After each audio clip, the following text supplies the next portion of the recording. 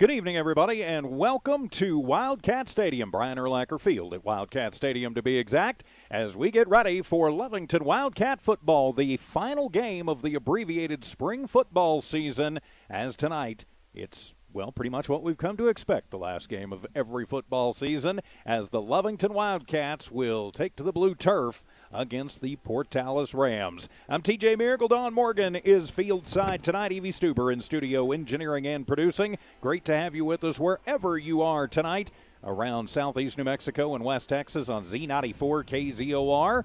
Also the Z94 KZOR app. And thank you for watching tonight around the world, wherever you happen to be on the Lovington Sports YouTube channel. Please give us a subscription. We would appreciate that. And also on the Lovington Sports tab at HobbsAmerica.com. Patrick Alexander helping us with the camera tonight. Yes, I finally admitted that I cannot do it all myself. So, an important game tonight. Lovington 2-1, Portales 3-0.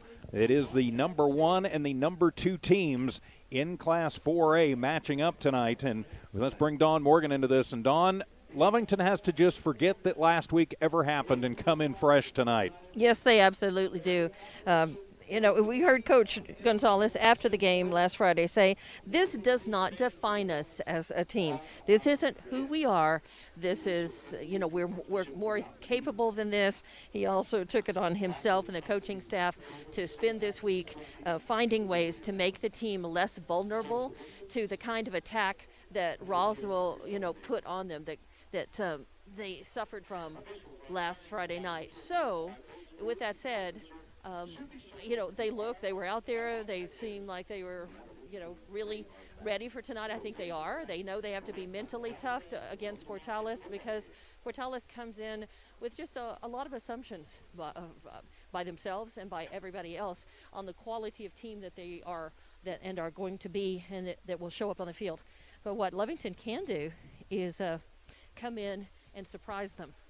They be the team that played those first 2 games so tough and so strong to begin this season, and to be that team tonight on the field from the whistle that starts the very first kickoff all the way till the very end.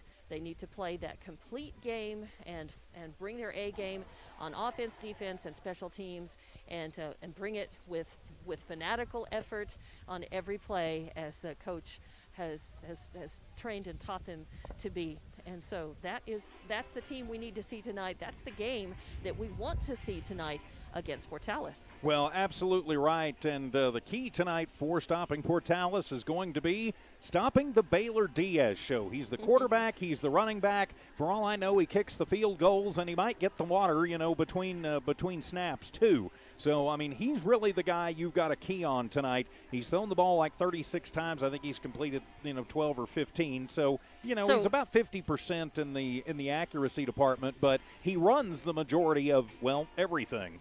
So I was going to ask, has he perfected the play where he throws the ball and he runs and catches it himself as well? I'm not sure that they've gotten to that yet, but, I would not put it past, especially, a little breezy tonight. You put it up there, it hangs up. You would have time to do that. But, time. Yeah, but, seriously, we kid. But that's going to be the kid that they really have to stop tonight. And since you know that he's going to be their main weapon, I think you've got to detail a couple of people to him. And, that's their whole thing, is stop Baylor Diaz. If they can do that tonight, I think, they'll have a very good chance. Of course, they've got other running backs, Ethan Conroe, Kenovan Bailey, Dayson Davis, Adrian Ontiveros, Hagan Raines have all carried the ball a couple of times this year, but not more than a couple of times. Going to be important for Lovington not to forget about those guys, though, and lose gap control and let Portales hand it off to somebody and let them bust a big run. Yeah, they're going to have to bring that offensive line that they used to such great effect in the first couple of games this season. They're going to have to switch off. Their two-way players are going to have to be, tough, fit, and bring their conditioning to the game tonight, and be ready to be able to stop and to be able to run a combination of run and pass tonight, because Lovington has shown when they switch it up, they can be very effective when they can make a few yards on the ground and connect. Jared Jeffrey, with that bullet of an arm that he has, he throws hard, and when he and his receivers, of which there are many, Lovington is a pretty deep team. They've got several who can run it, but they've got several who can catch effectively and run for big gains. And when they can put those big gains together with the smaller gains on the ground, move the chains, then they can really put the points on the board, and especially put the points on the board. They're going to have to control the football, own it,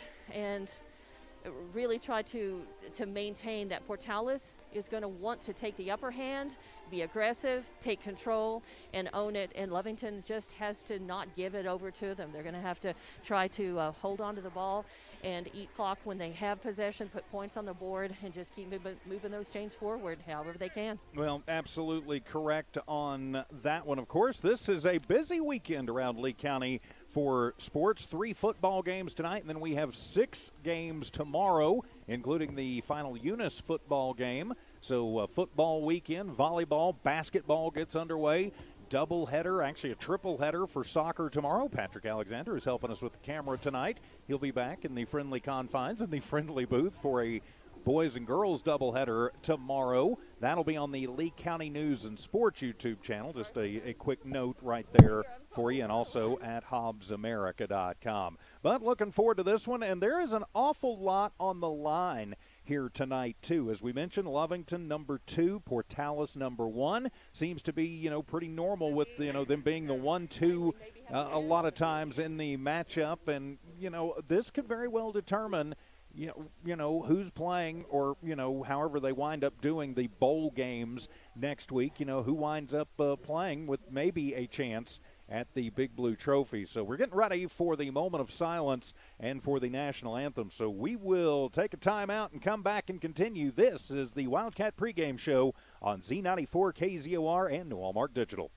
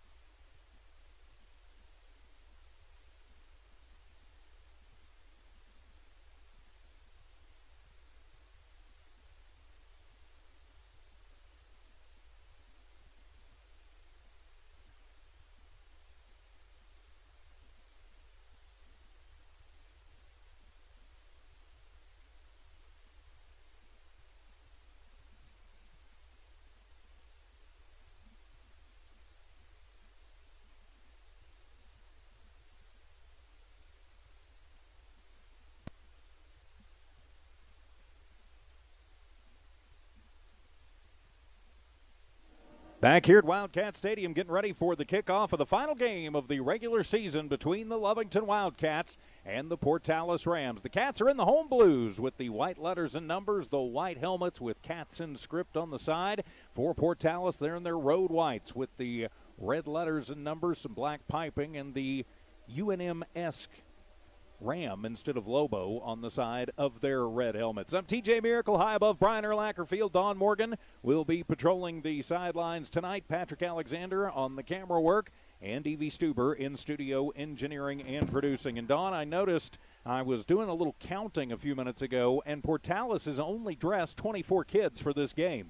Well, that's interesting because I also noticed the Lovington Wildcats come out, and there are two guys on crutches. We have number 35, which on the roster is Corbin Enriquez, and number, 28, I believe, which is Remy Hernandez. Is that 20 or 28? I believe it's 28. It's 28, okay. So those two guys, obviously they're suited up, but they're on crutches. Obviously, they're not going to see action tonight. So they're in team colors on the sideline to support. But other than that, it looks like everybody else is present and accounted for. Of course, this is a spring break Friday, so that probably accounts for a little bit lighter action in the stands, but we have visitors here, and we have a healthy crowd of home folks in the stands. And we're glad to have you with us. The Wildcats won the toss and elected to receive. So here we go, as going back deep will be Isaac Henson and also Adam Aguilera. So final thoughts as we get ready for the kickoff, Don. Yeah, just what you said. They are really going to have to try to contain number Keon Baylor Diaz and then play their game. Absolutely, play their game. If they can do that, they can get out of here with a win tonight, and then wait and see what the bowl selection committee does this weekend. Luciano Rodriguez will kick it away for the Portales Rams as we are ready to go. Kickoff about 62 degrees, what the thermometer shows up here. So here we go as Football Friday night is underway from under the lights here at Brian Urlacher Field at Wildcat Stadium. It's a high end over-ender. Henson will pick it up at the 15, comes near side to the 20 to the 25, cuts it up to the 30, gets a block, 35, stiff arms a man at the 40, goes back to the middle and near the 45 before he is finally brought down by Anthony Montoya, but a great return and good field position for the Cats to start. Yeah. And Jude Ariaste also in on that big sweep tackle from the side. And we've got a man down right there in front of the Lovington bench. Coach G over and the training staff out. And so quickly an injury on the field. So we'll go ahead and just take a quick injury timeout. Back in 30 seconds. This is Wildcat Football on Z94 KZOR and online on the Lovington Sports YouTube channel.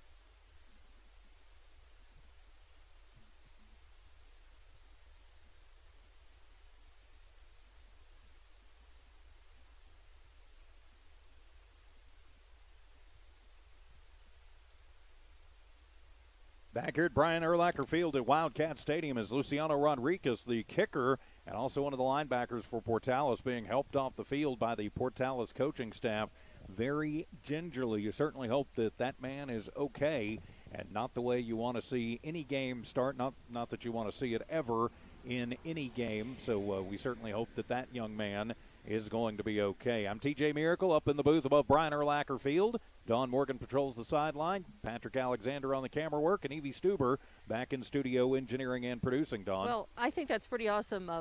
Athletic Director Robert Areola jumped in the golf cart here and raced across field so that they could put that player in so that he could do as little walking as possible. Obviously, he's having trouble with it, either an ankle or a foot. Looks on that left side.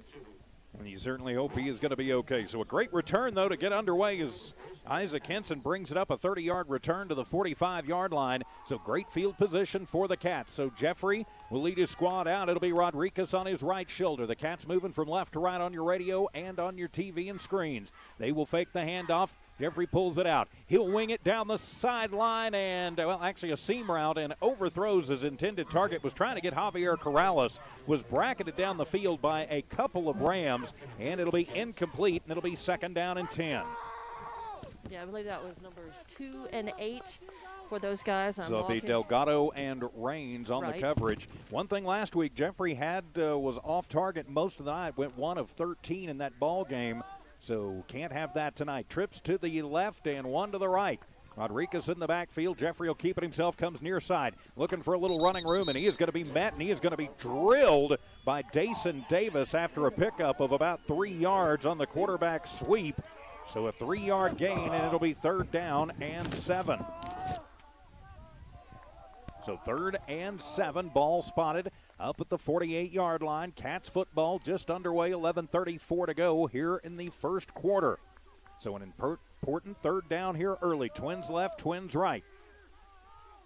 From the shotgun, fake the handoff. Jeffrey under pressure, steps up in the pocket. Is going to be hit, is going to be brought down back at the original line of scrimmage. Might have squirms forward, have to wait on the spot, and yep, they're going to say he got back to the line, but no more, and so it is 4th and 7, decision time now for Coach G.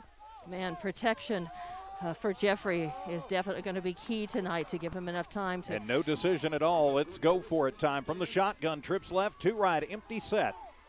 Jeffrey barks out the signals, gets it, and up. He'll just do the quick kick, and nobody back as that one's going to wobble and bounce. Take a Lovington bounce at the 15, inside the 10. Lovington good coverage inside the 5, and finally the Cats going to down it inside the 5-yard line as that was Henson downing it at the 4, and so they have moved Portales and set them a ways back for their first possession of the ball game, but Lovington 3 and out, not what they wanted to do. No, not at all. But as far as execution of that play, it took Portales by surprise, and it had the intended effect. It pinned them way, way back in their own territory. So here we go with the Baylor Diaz show for Portales.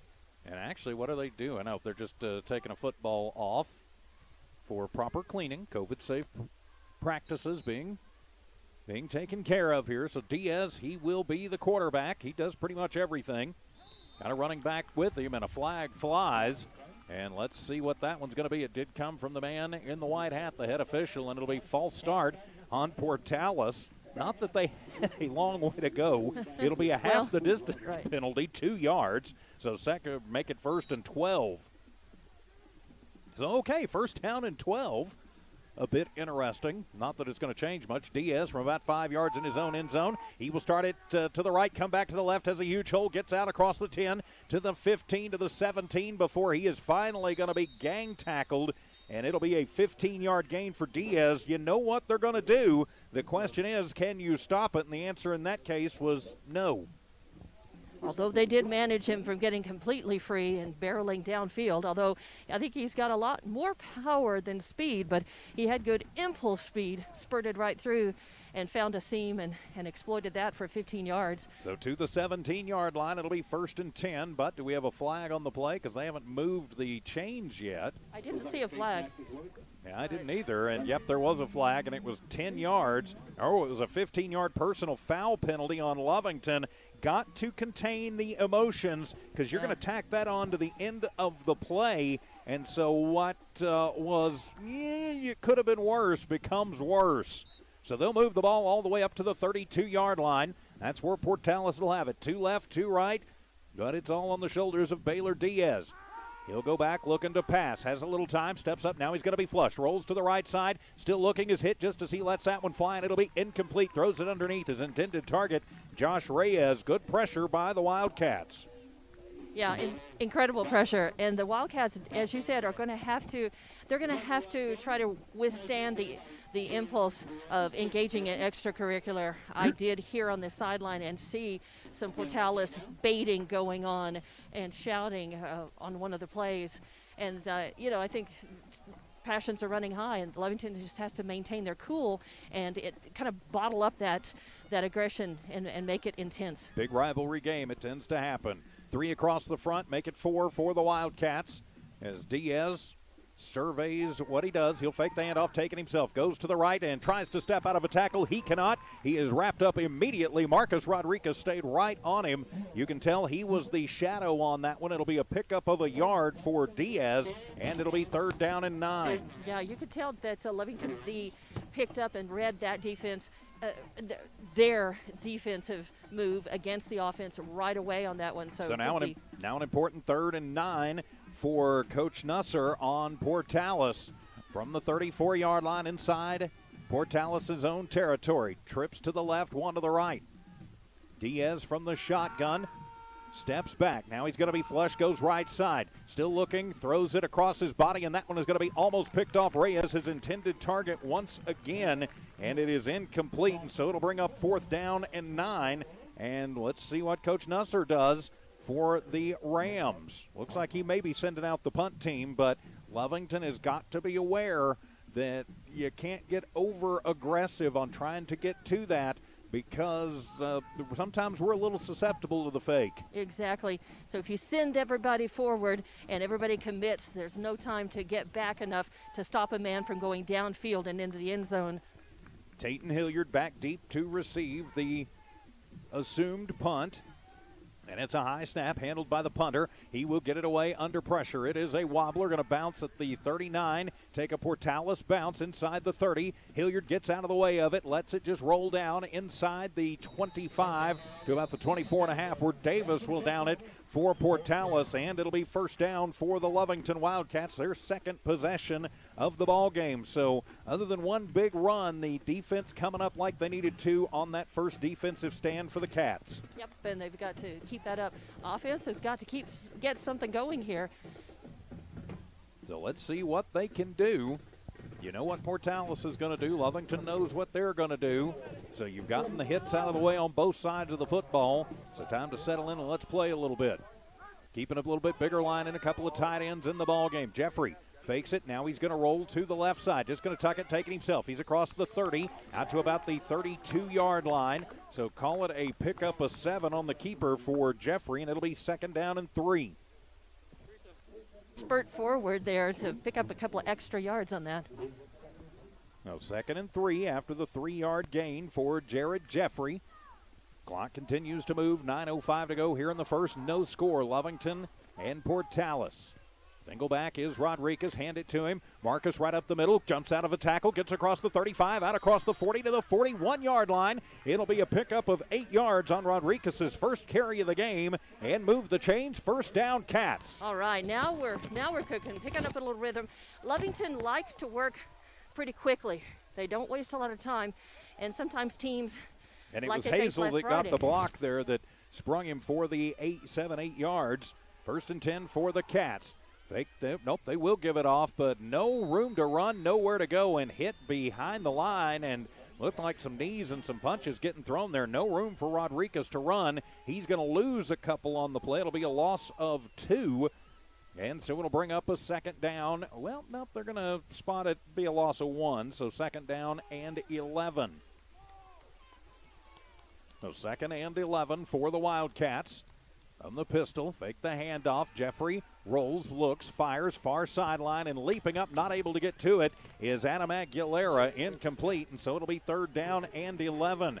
Jeffrey, I think, sorry, Don, go ahead. That was Cade Cameron coming up from behind and to the side and putting that pressure on Jeffrey. So 3rd down and 11. Jeffrey needs to take a deep breath out there. He's gotten a little high and wide over the last couple of games. We saw that a little bit against Hobbs. He needs to take a little time, set his feet. Twins left, twins right. High snap, Jarrett handles it. Looks to the left, comes back to the right, throws it down the seam, wants Hilliard and overthrows Tatum, incomplete. And so it is now 4th down and 11. So again, Hilliard running step for step. Portales showing pretty good speed down there with him. on the coverage. I believe that was Reyes. And so the punt team will come on for the Cats with 8:04 to go in the first. And Anthony Montoya also tight on him on the other side, really keeping Hilliard from running maybe all of the route that he intended and getting where he needed to be. So Jeffrey will go back to punt. He looks over at Coach G. He just tells him, yep, you know what to do. He will kick it away. Portales man back around the 15. Jared with it, the little side kick. It helicopters. It's going to be fielded at the 15 to the 20 by Davis to the 25 to the 30. Slips down and is going to be brought down at the 33-yard line by the Wildcats. On the coverage down there, Alexander Trammell. And so flip the page, and it will be 1st and 10 for Portales. So just a ball trade so far on this one, waiting for the first team to really step up with authority and put an offense on the field that can successfully drive down to the end zone. Let's hope it's Lovington, when they are able to get the ball back. Both teams kind of probing each other. It'll be a 3-receiver set, 2 to the left, 1 to the right for Portales. Diaz is the quarterback. He takes the snap, rolls to the right side, looking downfield, sidearm sling, and in and out of the hands of his intended target, Josh Reyes. Reyes had position that time. That one came in a little low. All 3 of Diaz's throws have been targeted at Reyes, and it is 2nd down and 10 for Portales. So pretty good coverage by Lovington on that. These teams right now, what it reminds me of, the tempo of this game, trading the ball back and forth, it's like 2 boxers in the ring just circling each other, kind of putting a little jab here and a jab there, not really fully committing and able to get any ground. Trips left, 1 right in the set. Diaz low snap. He'll throw the screen to the near side. That one will be completed as kind of shaking and baking and moving forward is Adrian Ontiveros. First completion of the game. Not a lot there. It'll be a 3-yard completion. And so it'll be a 3rd down and 7 situation here for Portales. That was Ashton Aranda and Isaac Henson in on the stop for Lovington. So 3rd and 7, ball right at the 35-yard line. Portales has it. Their second possession of the ball game. 7:18 to go here in the first. No score on the Knoll Pharmacy scoreboard. Send a man in motion from the left to the right. That's Davis. Rolling that way is going to be Diaz. Cats giving chase, throws it back, and that one is going to be batted down. Good hands coming across for the Lovington Wildcats. As trying to see, that was number 44, Craig Alexander, who got the hand on it and batted it down. Incomplete, and it'll be 4th down for Portales. As you mentioned, the 2 heavyweights just kind of jabbing and feeling each other out here as that continues. So you would think it would be a punt situation here for Portales. But we will have to see. And their punter looks like it'll be Ethan Conroe. As a whistle sounds and a timeout is going to be taken. So Portales actually takes the timeout to talk about it. So we'll take the timeout too. 7:05 to go here in the first quarter. No score on the Knoll Pharmacy scoreboard. Back in 30 on Z94 KZOR and the Lovington Sports YouTube channel.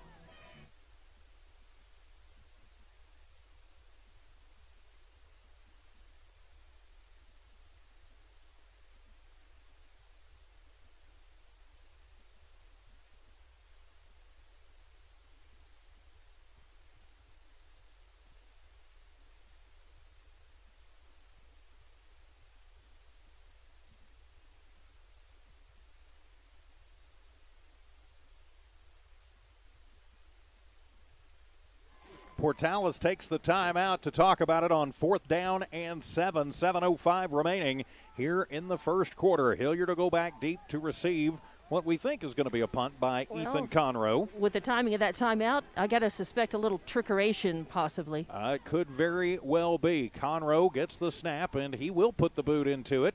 It's a high spiral, and it'll be fielded by Hilliard at the 30. Gets away from the first tackle to the 35. Good block across the 40. Drags a couple of Rams with him to the 45-yard line before he'll be brought down. But good return there for Henson. Hilliard, pardon me. I was thinking, maybe he should have let that one go, but he turned it into something. And so good field position for the Cats. 1st and 10 from their own 45. He was fighting for a seam to find that and spurt through, but Dylan Looney and Anthony Montoya of the Rams had something else in mind for that. From the 45-yard line, Lovington will take over. 6:51 to go here in the first quarter. So Lovington on their third possession. Twins left, one right. Couple tight ends in the game. Hand it to Rodriguez. He'll just take it up the gut. Gets a little seam and crosses the 50 into Portales territory at the 48-yard line. It'll be a pickup of 7 for Marcus. It was Lucas Contreras, number 13, actually.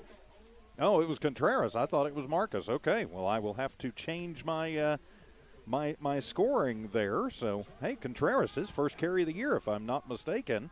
So 7 yards for Contreras as Lovington quickly back to the action. Jeffrey keeps it himself across the far sideline. He's across the 40 and finally going to be bumped out of bounds, I believe, by Davis on that far side at the 35. It'll be a pickup of 13 yards for Jeffrey and move the chains. First down, Cats. Nice run.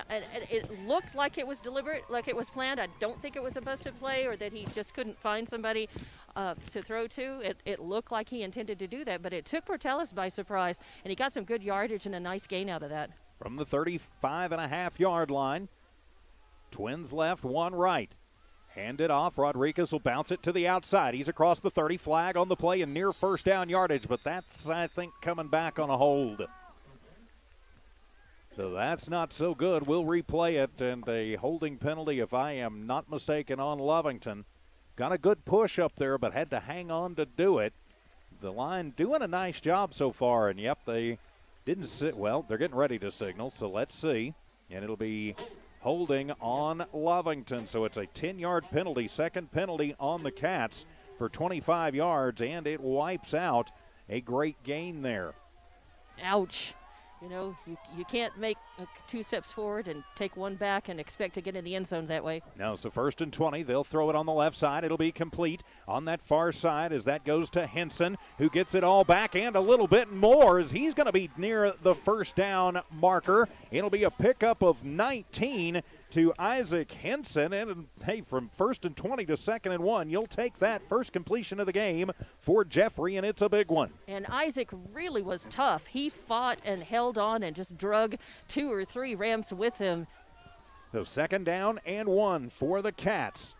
On the move inside the 30. Jeffrey from the pistol, fake the handoff, rolls to the right side, looks back left, going to be pressured, and lets it fly, and a wounded duck just as he's hit. And got to be careful when you do that. No Lovington players in the neighborhood. They could very easily call grounding. We saw that last week. I think that was almost picked up by Dason Davis as well. Just one more step forward, and he might have been able to snag that. So luckily, Lovington gets to replay that. And so Anson Marquez will bring the play in from the sideline for the Wildcats, facing a third down and 2 from the 28-yard line inside Portales territory.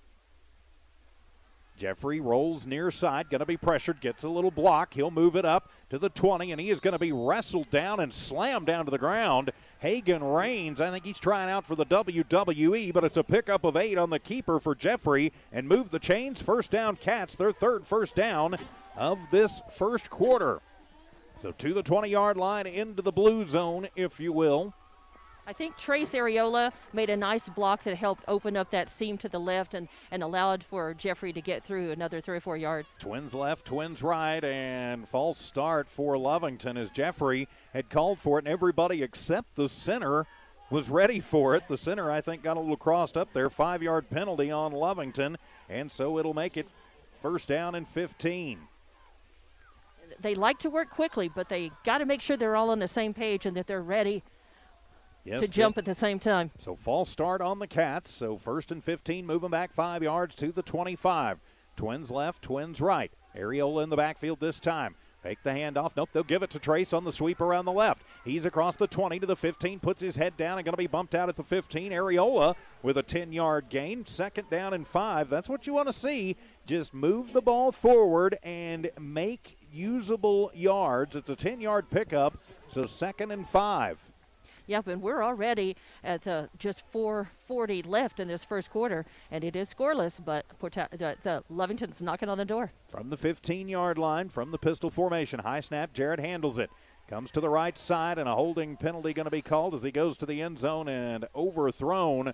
But I think we're going to wipe that one out, and that'll be 10 yards from the spot. Lovington having a little trouble with that inside pressure from Portales, and it'll be another hold on the Cats, their second on this drive. Yeah, I mean, and you that's gotta, from behind the line, too, so that's going to be way back there. It's going to wind up making it about 2nd and 20. So we'll see for sure where they spot it. They need to get up to the 10-yard line, and I think they're going to march this one all the way back inside the 30. So it'll actually make it 2nd down and about 24 or so.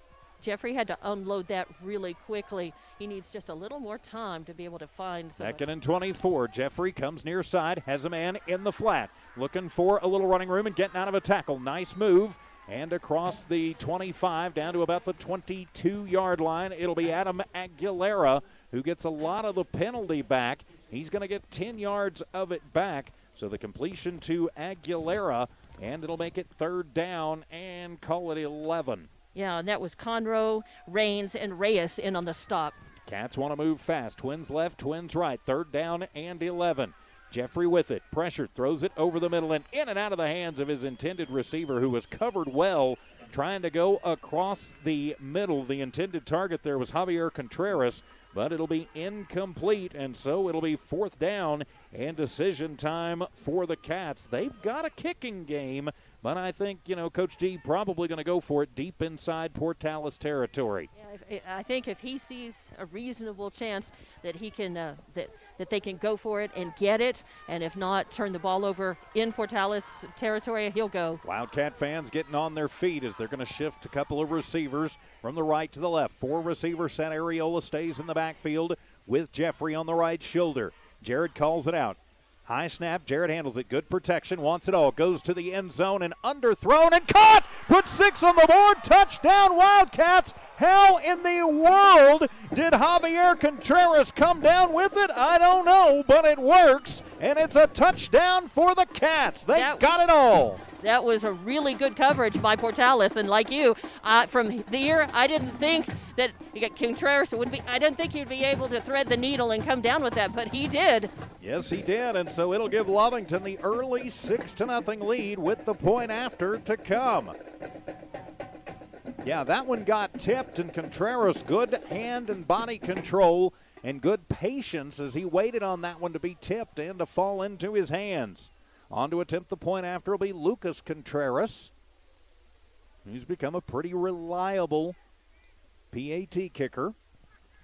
Good snap. Areola gets it down. Contreras gets it up and spins it through. And the Cats draw first blood in this big rivalry battle between number 1 and number 2 on the Knoll Pharmacy scoreboard. Lovington 7, Portales nothing. This is Wildcat football from the Walmart Digital and One Radio Square Sports.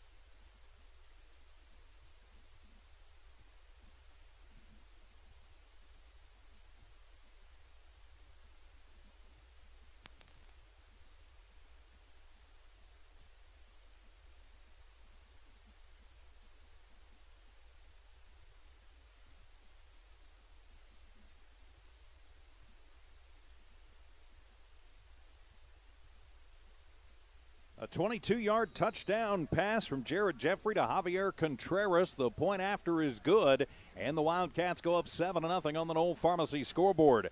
Back here at Brian Urlacher Field at Wildcat Stadium, I'm TJ Miracle in the booth. Don Morgan on the sidelines. Patrick Alexander on the camera work. Evie Stuber back at One Radio Square, engineering and producing, as Contreras will kick it away. Lovington up 7-0. It's a high end over ender, going to be fielded back about the 6-yard line. Portales will bring it up across the 15 to the 20, 25. That's Davis to the 30. Down the sideline and across the 40, and finally going to be pushed out of bounds by Marcus Rodriguez. If Rodriguez doesn't get the hand on him, he is gone, but it's good field position for Portales as Davis with the good return, but Lovington in the lead. So right at the 40-yard line, that's where they'll mark him out. and the Cats will take over, or rather the Rams will take over there. Davis showing some pretty impressive speed on that. He got loose and got away before you knew it. Now it'll be Baylor Diaz. He is the quarterback. Portales in a 4-receiver set, although they don't do a lot of throwing every game, averaging about 10 a game. Diaz will keep it himself. Quarterback sweep across the 40 and gets a couple of yards as he squirms away from a tackle or two before Lovington brings him down on the far sideline. Let's see where they mark him officially before I write it down. And it'll be up at the 44, so it'll be a pickup of 4. So 2nd down and 6.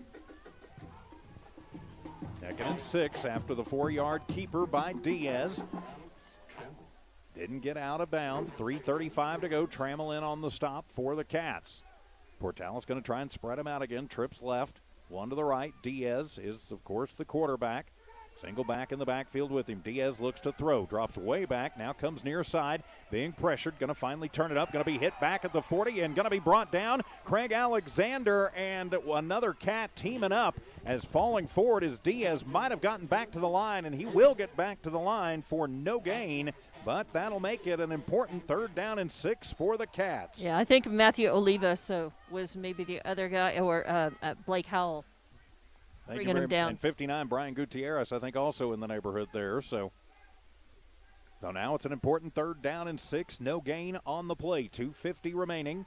Portales still on their own side of the field where they've been the whole game. Diaz will spread everybody out. 5 receivers. Trips to the right, 2 to the left. Lovington going to show blitz as Diaz tries to get him to jump. Lovington smartly stays off of him. Diaz fakes the throw, then comes right up the middle. Has a seam, crosses the 50 to the 45 inside Wildcat territory, and finally going to be helicoptered down at the 43-yard line. But he gets more than enough to move the chains for a Portales 1st down. It'll be a pickup of 12 for Diaz. And he helping trip him up really was one of his own players. He got hit by Lovington, of course, but he really couldn't move forward and recover out of that stumble because of his teammate. Gap control, gap control, gap control for the Lovington defense.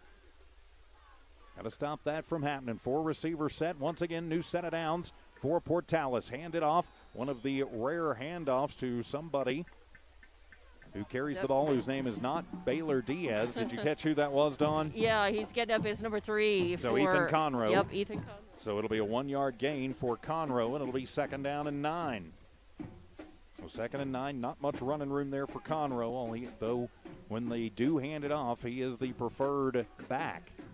Twins left, twins right from the far hash mark. 2nd down and 9, 90 seconds to go. Here in the first, Diaz fakes the handoff, pumps it one side. Now he goes around to the far side, and he is going to be hit behind the line and dropped as Craig Alexander coming through in a big way once again. Oh. And it'll be a loss of 2, and we have got guys fighting all over the place. And the way Portales is grabbing their own men, there might be a toss coming for Jude the flag Girosti. already is on the couple of flags down on the field. The refs talk about it. We'll have to see what it is. They usually get the second guy. I mean, it's either 3rd down and 11, or we'll have to see. We may have offsetting penalties, so we may be doing this one again as one of the Portales players smartly grabbed Girosti and basically physically drug him off the field. So waiting on the word from the man in the white hat as the head official goes over and he wants to talk to Coach Nusser. One of the line judges is going to come over. Coach G, I think, wants an explanation about what's going to go on, too. A big play for the Lovington defense, but I think a lot of jawing going on down there, Dawn. Yeah, and it has been since the very first of the game.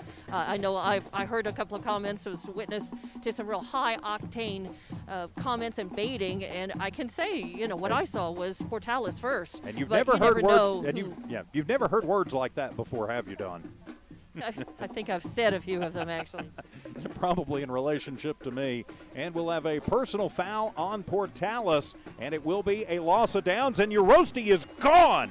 That's a big loss. Wide receiver and a defensive back as Girosti is tossed, and that will make him, I believe, ineligible for the next game, too. So he playing again this season, and so that's a 15-yard penalty, and it's a loss of down, too. And so it's 3rd down and a long way. They're all the way back at the 40. I'm not even sure my yards back marker goes that far. And timeout going to be taken, I think, wisely by Coach Nusser to calm things down. Noel Pharmacy scoreboard. Lovington 7, Portales nothing. We're back in 30 from Noelmark Digital Solutions and One Radio Square Sports.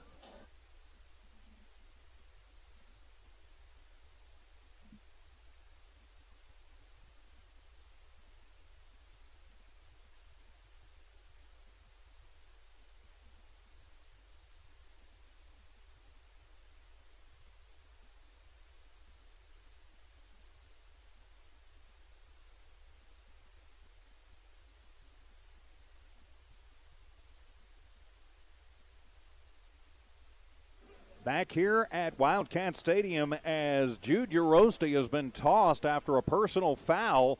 And so an already pretty light-staffed Portales team loses one. Hey, it's good for us. Maybe that will calm things down just a bit. And the personal foul will set Portales all the way back at their own 35-yard line. It'll be third down, well, right at the 40, we'll call it. So it'll be third down at about 25 for the Portales Rams as the officials getting a couple of the field captains together and telling them, boys, slow this down, calm it down. Anthony Montoya and Trace Ariola getting an earful from one of the officials telling them, boys, you've got to settle this stuff down. And Lovington better just take a lesson from this and just use any kind of aggression that they've got that built up from the play so far. Just channel that into that fanatical effort that Coach wants to see on the field. Keep it positive. So it'll be third down and 25. Trips left, one right for Baylor Diaz and the Portales Rams. Four-step drop, steps up in the pocket. He lets it go down the far sideline, and his receiver trips and falls, and they are going to throw a flag. I don't think there is a pass interference on that. The intended target was Hagan Rains, and it looked like he tripped and maybe got a little tangled up, but there was no pass interference there at all, at least from up here. It didn't look like, Dawn. No, it didn't. It looked like clean coverage to me from here, and yep. And, well, are they going to, yep, they're going to wave it off. And so they're going to say uncatchable ball and wave it off, so that'll make it fourth down and 25. So, again, yeah, I didn't think there was any pass interference on that, but I'm not wearing stripes, as I have been informed several times by the NMAA and the New Mexico Officials Association. So, fourth down and 25. You got to think punt time here for Portales. Coach Nusser wants to settle his squad down just a little bit. 1:11 left to go in what has been an eventful first quarter. Tayton Hilliard back deep to receive for the Wildcats. Like to see Tayton bust another big one here if he can. As Montoya counts out, make sure he's got 11 on the field with him. Lovington, as you know, going to come after him. He'll get the kick away. It'll drive Hilliard over to the far sideline. He'll muff it at the 25 and gets out of one tackle, but spins right back into it. Still fighting forward to about the 27. That could have been disaster. Yeah. You don't want to do too much as Davis again on the tackle, but Lovington will take over with just under a minute to play here in the first quarter. Now would be a time for one of those clock-eating, consuming kind of drives if you've got it in you. Robert Encinias was also in on that stop for Portales. They're still pretty animated out there. Still jawing a little bit. Yeah, they are. And we've got a flag back at the 35-yard line, and it'll be holding on Portales. And Lovington is going to make them re-kick it. And we've seen Coach G do this before, and it paid off handsomely at Hobbs.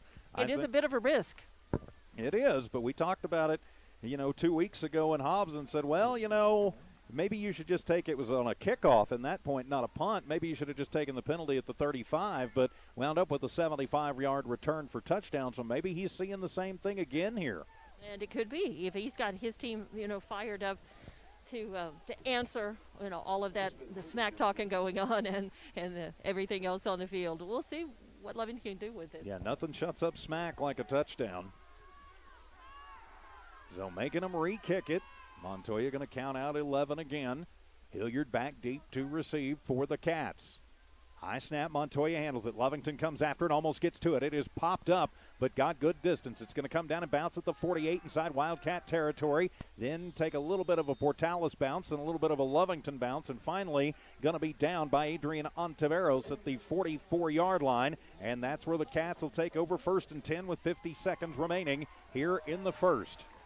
Yeah, not bad to field. Pretty good field position for the Wildcats. Pardon me. Perfectly okay. I've done that a time or 12 myself. Yeah.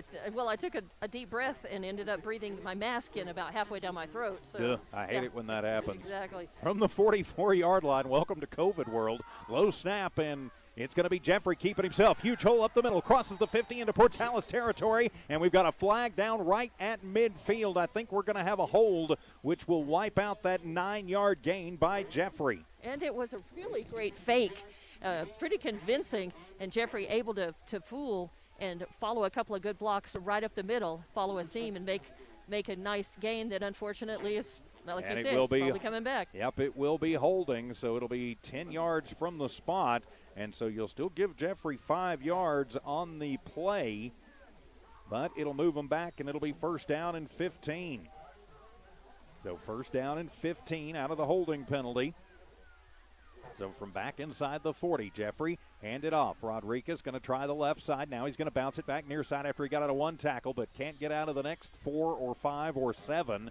And it'll be a pickup of 3 for Rodriguez. He's got 10 yards on 3 carries tonight, and that'll make it second down and 12. So second and 12 for the Wildcats. They have possession of the football. There we go.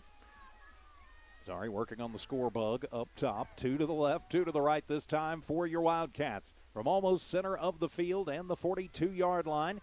That is the line of scrimmage as the Cats going to let the quarter expire. So after 1, it's Lovington 7, Portales nothing on the Knoll Pharmacy scoreboard. We are back in 1 minute. More Wildcat football from One Radio Square Sports and the Walmart Digital.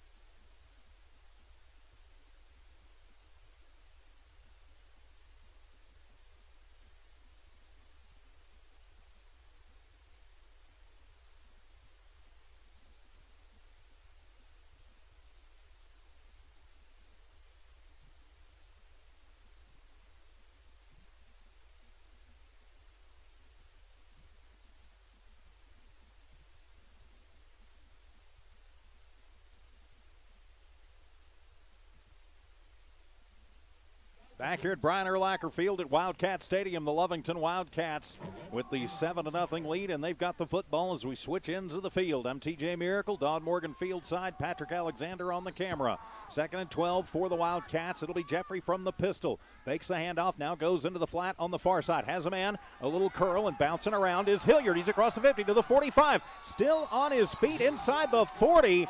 Huge gain. It'll be a pickup of 15 and move the chains. First down, Cats, as Hilliard, his first catch of the night. And Lovington working very quickly. They're back and ready for.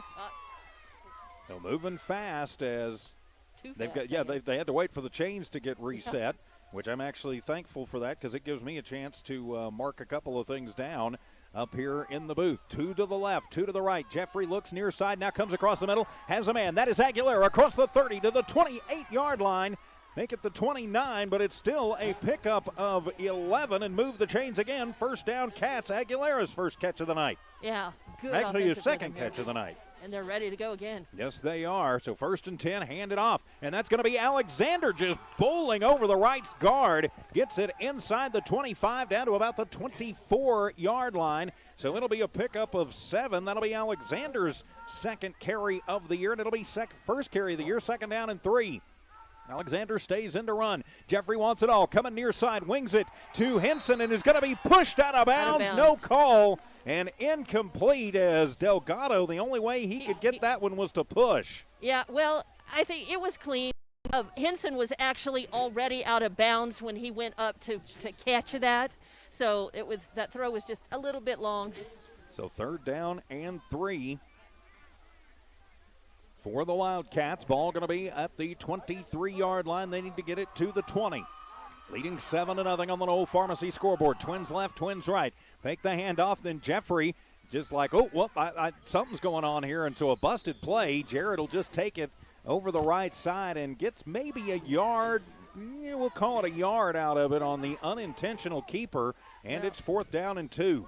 It actually looked like an intentional keeper to me from this angle. Maybe you're right, but well, you're right there on it. So it looked like he intended to run forward all from the very first, from the snap. Yeah, I don't know. It looked like he might have stumbled or something, so I wasn't sure what he was doing there. But anyway, 4th down and 2. The Cats going to go for it. Hard snap, and it looked like Portales may have jumped on the near side. No flag. So Jeffrey will get it. Pump fake left, comes across the middle, has a man. That is Alexander out of the backfield, and he'll be across the 15 down to the 13-yard line. It'll be a pickup of 7, Alexander. Of Javier Contreras. Oh, it's Contreras. I thought it was 4-4, not 2-4. So anyway, Contreras is going to make the completion.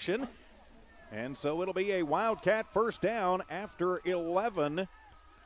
And so 1st and 10 for the Cats from the 13-yard line. And it'll be Trace Ariola. Nope, he blocks for Jared Jeffrey, who goes across the 5 inside down to about the 4-yard line. 10 yards on the keeper. Going to be very close. He will have enough for the 1st down. Move the chains, Cats. Just a little north of the 2-yard line. So it'll be 1st and down for the 3-yard Cats. line. They're moving too fast for me to keep up with the bug up here. Yep. So 1st and goal for the Wildcats from the 3. Spread them out. Jeffrey from the shotgun, Ariola with him. Hand it off to Ariola, and he'll go in on the right side. Did he break it? Yes, he did. 6 on the board. Touchdown, Wildcats. Trace Ariola, 3 yards as Lovington goes up by 2 scores, 13-0, the point after to come. Man, he barely got it, but he got it. He got over the plane maybe a half a second and got pushed back, but that was the half a second that mattered. As long as you break the plane, it doesn't That's right. matter how you do it. So the point after to come from Lucas Contreras, trying to make it 14-0. Trace Ariola will hold it, gets the touchdown, and then can hold the extra point. Of course, Coach G has been known to do the snap and just let Ariola take it into the end zone, too. I don't think he'll do that in this situation. High snap, handled. Contreras gets into it and gets it through the uprights. Good. So 9:30 remaining here in the first half of play. It's Lovington 14, Portales nothing on the Knoll Pharmacy scoreboard. We are back in 1 minute for more Wildcat football from New Walmart Digital and KZOR Sports.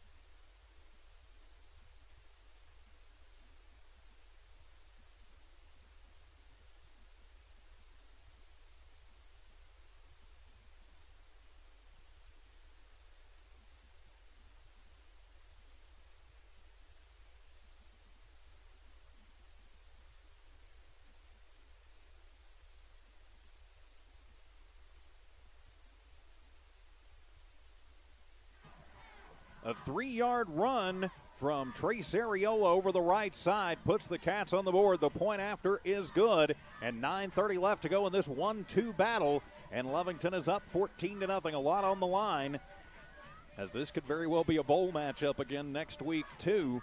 But the winner of this game more than likely going to be the number 1 seed in the bowls that will be decided this weekend. From high atop Urlacher Field at Wildcat Stadium, I'm TJ Miracle, Dawn Morgan.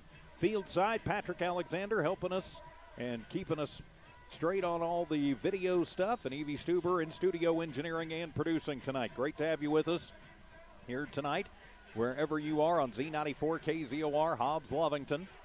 Also on the Lovington Sports YouTube channel, please give us a subscription, tell your friends about it, and on the Lovington Sports tab at HobbsAmerica.com. So Contreras to kick it away, Lovington up 14-0.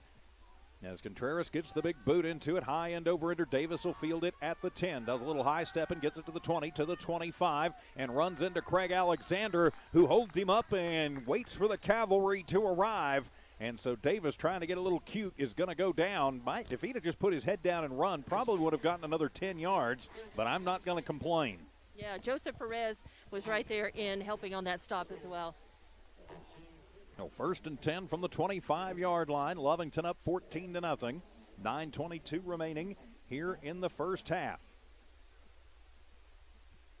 Is waiting on a fresh ball, clean ball to come in. So it'll be Baylor Diaz in the backfield. Looks like he's got Kenovan Bailey back there. Nope, check that. That'll be Ethan Conroe in the backfield with him. Send a man in motion left to right. They'll hand it off to the motion man on the end around. That is Davis, who is hit after he gets about a 3-yard gain and brought down the Cats with a nice swarming offense, as leading the charge there was Isaac Henson. It'll be 3 yards for Davis on the end around, and it'll be 2nd down and 7. And it was Marcos Rodriguez who reached out and got an ankle and grabbed and held on for dear life and didn't let go until he was down. So stays in bounds. Clock continues to move. 8:50 remaining here in the first half. So 2nd down and 7. Conroe still the lone back in the backfield. Trips left, 1 right from the near hash mark. And it'll be Diaz keeping himself often pitch. It is on the turf, and Portales gets it back. But great coverage as the Cats will knock down Conroe well behind the line of scrimmage inside the 15-yard line. Let's see where they are going to put him. They're going to put him right at the 15, so it'll be a 14-yard loss for Conroe. Great job by the Wildcat D. Yeah, and Isaac Henson was just a hair's breadth away from being able to get there to maybe grab that ball, but instead he made the tackle, and a good tackle it was. So 3rd down and 21. The Cats defense has come to play tonight as well. No empty set in the backfield this time for Diaz. 3rd and 21. Going to spread it out. Lovington brings the heat, and they're going to hit him in the backfield, and he is going to go down. He wings it out to the near side, has a man. That's Raines at the 40 to the midfield in the 50 before he is brought down the wing, and the prayer turns into a 35-yard gain. Ouch. Yeah, that was tough. Javier Corrales is the guy. Without him making that tackle, pushing him out of bounds, that would have been 6 on the board we've for Portales. We've got a flag on the play, so this one's coming back. I do believe it's going to be a hold, so we will wipe that one off the board. So Lovington dodging a bullet because of the flag. And it is, I didn't catch the signal. Ineligible man downfield. Thank you very much, Patrick Alexander, paying much closer attention. So it'll wipe the 35-yard gain out, and it will move Portales back even closer to their own goal line, thank goodness, and we'll try 3rd down again. Still, that was good hustle by Lovington. A great leap off the line, and then Javier, Contreras doing a good job. Yes, indeed. So 3rd down and 26. The Cats dodge a bullet up 14-0. There's a little confusion as they're going to split Conroe out wide. And now they're going to move another receiver. Well, now they're going to switch receivers around. That's Conroe and Ontiveros. It'll be Diaz from the shotgun. Good snap. He's going to fake it, just taking himself up the middle. Lovington not falling for it. First contact made up the middle by Matthew Olivas. And then the rest of the Cats will swarm. It'll be about a 1-yard gain for Diaz, but no room to run. It'll be punt time for Coach Nusser. And this time, Lovington D made sure that his arm was pinned down to his side, and he wasn't free to lift that and try to let loose of that ball again. So it'll be a 4th down and 25 for Portales. They are definitely, well, you never say definitely, but they should be punting it away. It'll be Conroe with his heels. Now he steps back about a half yard into the end zone, and will kick it from the left to the right. Lovington with a man deep at the 45. Good snap. Conroe gets it away. Almost blocked. Going to be a high wobbler. Bounce at the 30. Then take a Lovington bounce inside the 30. You're going to be downed at the 29-yard line by Raines. And so not a great punt. And Lovington will have great field position with 6:42 to go in the first half. Oh, yeah. Coach D was shouting for everything he was worth. Don't touch it. Let it go. Let it go. He could see that was going to be just a really great field advantage for Lovington. Yeah, winds up only being about a 20-yard punt or so. So from the 29-yard line, 1st and 10 for the Wildcats. 4 receiver set. Jeffrey, low snap, fakes the handoff, now comes across the middle, has a man in stride across the 10, down to the 5-yard line, and they're going to say that the turf knocked it up into the hands of Contreras. Looked like he had it, but was juggling it as he went to the turf. Incomplete, 2nd and 10. No, and he really just got tripped up. That was clean coverage by Portales, but so close. So 2nd down and 10, it was so close. But I like that they're finally running some of those seam routes and running some stuff over the middle. They've been open much of the year. Yeah, and they're using different receivers. Send a man in motion from the right to the left, twins right, and flags on the play, and it'll be false start on Lovington. Think they had a man in motion, and yep, it will be false start on the Cats. Their 5th penalty for 45 yards, so it'll go from 2nd and 10 to 2nd and 15. Cannot shoot yourself in the foot like that against a team like Portales. They're not the number 1 team in 4A in the state for nothing. Of course, Lovington's not the number 2 team in 4A for nothing either. Right, and even Portales being a little wounded at this point in the game, they're still dangerous. They certainly are. Yeah, they've lost 2 players in this game, 1 to injury and 1 to ejection, and we'll have false start again on the Cats as they were looking they were looking to pick up the blitz and somebody flinched. And so you can't fall for that, and so now it is 2nd down and 20.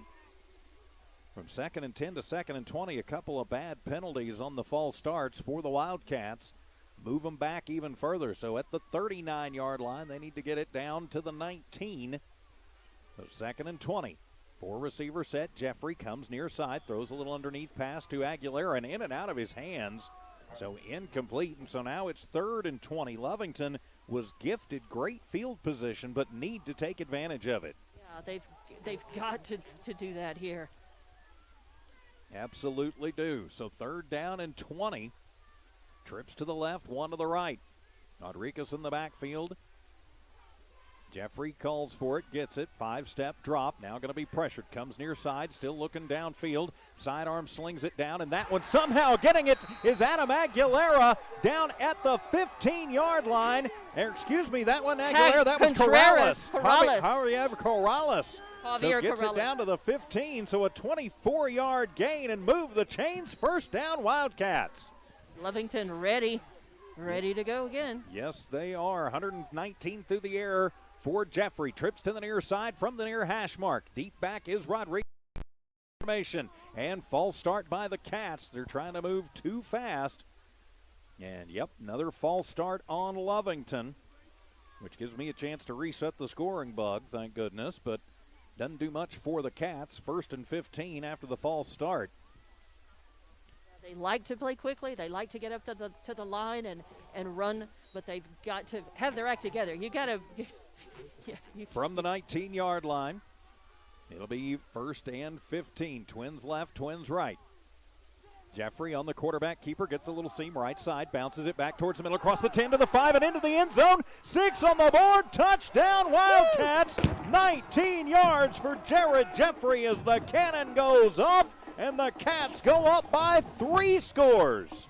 And Jared had to be a little fearless on that. You could hear the coaches maybe on the side as he started the run saying, "Get in there, Jared, get in there, Jeffrey, move forward," and he did. He had to have a little faith moving into the fray. Portales actually a little lucky that they didn't get a penalty after the play for unsportsmanlike conduct, as one of the Portales defenders riding Jeffrey like a pony down there. Yee-haw.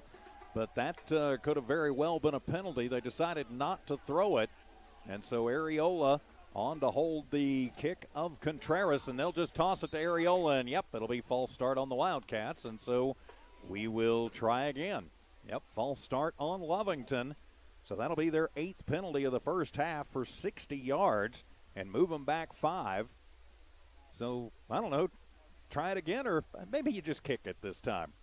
We'll see. I think they look like they're settling in. Yeah, they're settling in to kick for it, a regular hold and kick. Yeah, so it'll wind up being, we'll see for sure, going to wind up being about a 25-yard point after attempt. Yep, it will be a, 24-yard point after attempt. After the 5-yard penalty, high snap, it's handled. Contreras gets it, plenty of foot, and it is good. So with 5:51 remaining in the first half, it's Lovington 21. Portales yet to get on the Knoll Pharmacy scoreboard. We're back in a minute. More Wildcat football from the Walmart Digital Solutions and Z94 KZOR Sports.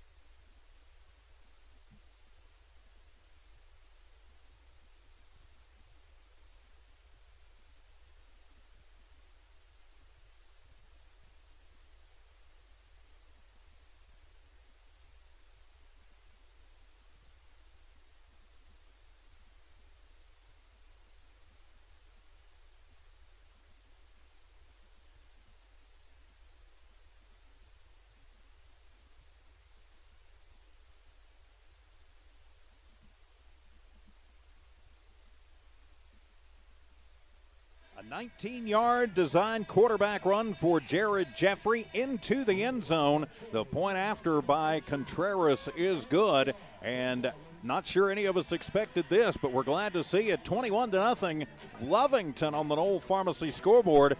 Back to Brian Urlacher Field at Wildcat Stadium. I'm TJ Miracle, Don Morgan on the sidelines. Patrick Alexander running our camera setup tonight, and Evie Stuber in studio engineering and producing. 5:51 to go in the first half. Lovington trying to make a statement that they deserve to be number one and might have a chance at a blue trophy. As they will kick it away. It is a high end over ender as Davis will pick it up at the 2-yard line. Brings it up, comes to the near hash mark, across the 15, 20, 25, tries to leap over a man, gets it across the 30, still on his feet, across the 35, down to the 38-yard line. I thought that Javier Corrales had tripped him up enough, but somehow Davis continues to motor forward for about another 20 yards after that, and so a good return. It was finally Marcus Rodriguez who grabbed at first his jersey, but then it snapped, and he found flesh and maybe wrestled him to the turf. So they're going to say his knee goes down at the 38-yard line. That's where Portales will take over, first down and 10. So let's see what Coach Nusser and his squad can dial up here. Trips left, one to the right. Portales being majority a running team. Lovington needs to work on containing. Diaz rolls left side, gets a good block in the backfield, and he's going to let it fly just as he is creamed, and that one is going to be somehow completed at the 25, to the 20, to the 10. Ball out, but bounces right into the hands of the receiver, Robert and it is Encinias. a touchdown. Encinias will take it 62 yards to the house, and just like that, Portales has said, we're not dead yet. What was that we talked about a few minutes ago, being danger? They're wounded, but they're still dangerous. Mm-hmm. They just struck back. Yes, they did. So just like that, 21-6, 5:23 to go here in the first half. I think we're going to have a lot to talk about in the Lovington Auto Supply Napa Know-How halftime show. And timeout going to be taken by Portales, their final timeout of the first half with 5:23 remaining in it. So the point after to come off of the touchdown. We'll just keep it right here and say a big thank you to everybody who makes Wildcat football and Wildcat sports possible here on Z94 KZOR, Hobbs Lovington, Z94 KZOR's app. Now also video streaming online on the Lovington Sports YouTube channel. Also the Lovington Sports channel on Boxcast TV. And, of course, on the Lovington tab at HobbsAmerica.com. Couldn't do it without Bob Thriftway, the Lee County Electric Cooperative, Lovington Auto Supply, General Welding, First American Bank, the Lovington Schools, Knoll Pharmacy, and Devon Energy. So the point after to come, Portales will go for two with their kicker being out. So we're going to try and cut this down. Still be a 2-touchdown lead for the Wildcats, but going to be important for them to answer back as Portales still struggling to get the right personnel all on the field. play clock continues to move. It's down to 8 seconds as Diaz barks the signals out, and he's going to roll to the left side, and he's going to go for the edge of the end zone, and he is going to lay out, and he is in there for the 2. So he gets the 2-point conversion, and so we'll make it 21-8 on the Knoll Pharmacy scoreboard. Lovington in the lead, and we're back in a minute on Z94 KZOR and from New Walmart Digital.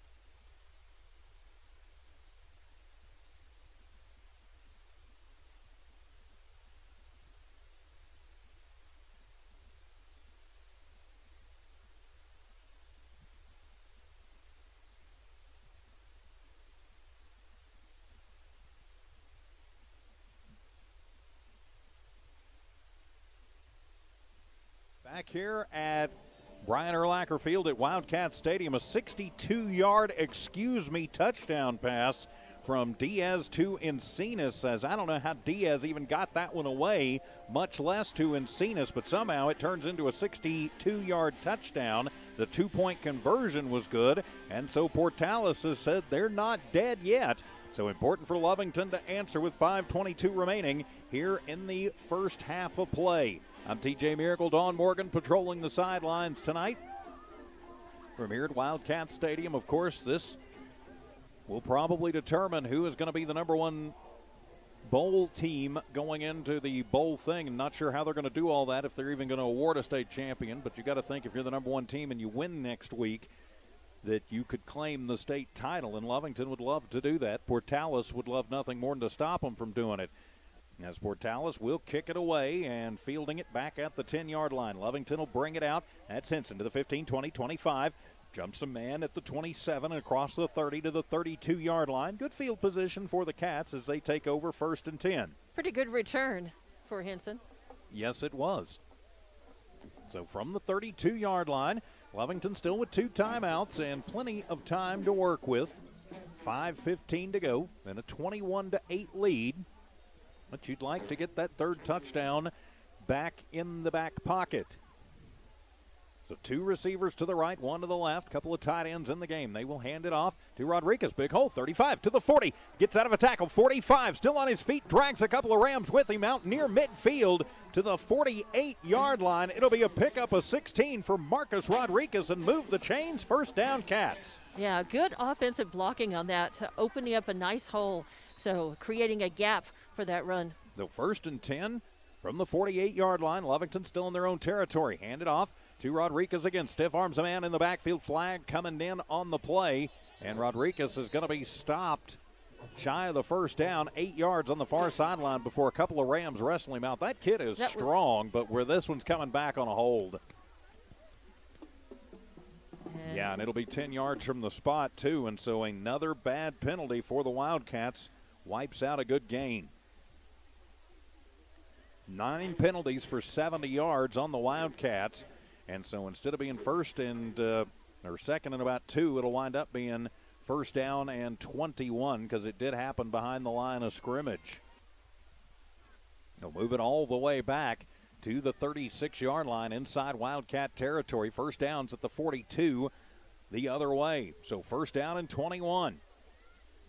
Hand it off. Rodriguez going to come near side. Gets away from one man. Now he'll cut it back up on the seam. And we've got a flag in the backfield again. And so it'll be a pickup of 12. But I think this one's for 11. And it'll be a hold on Lovington again.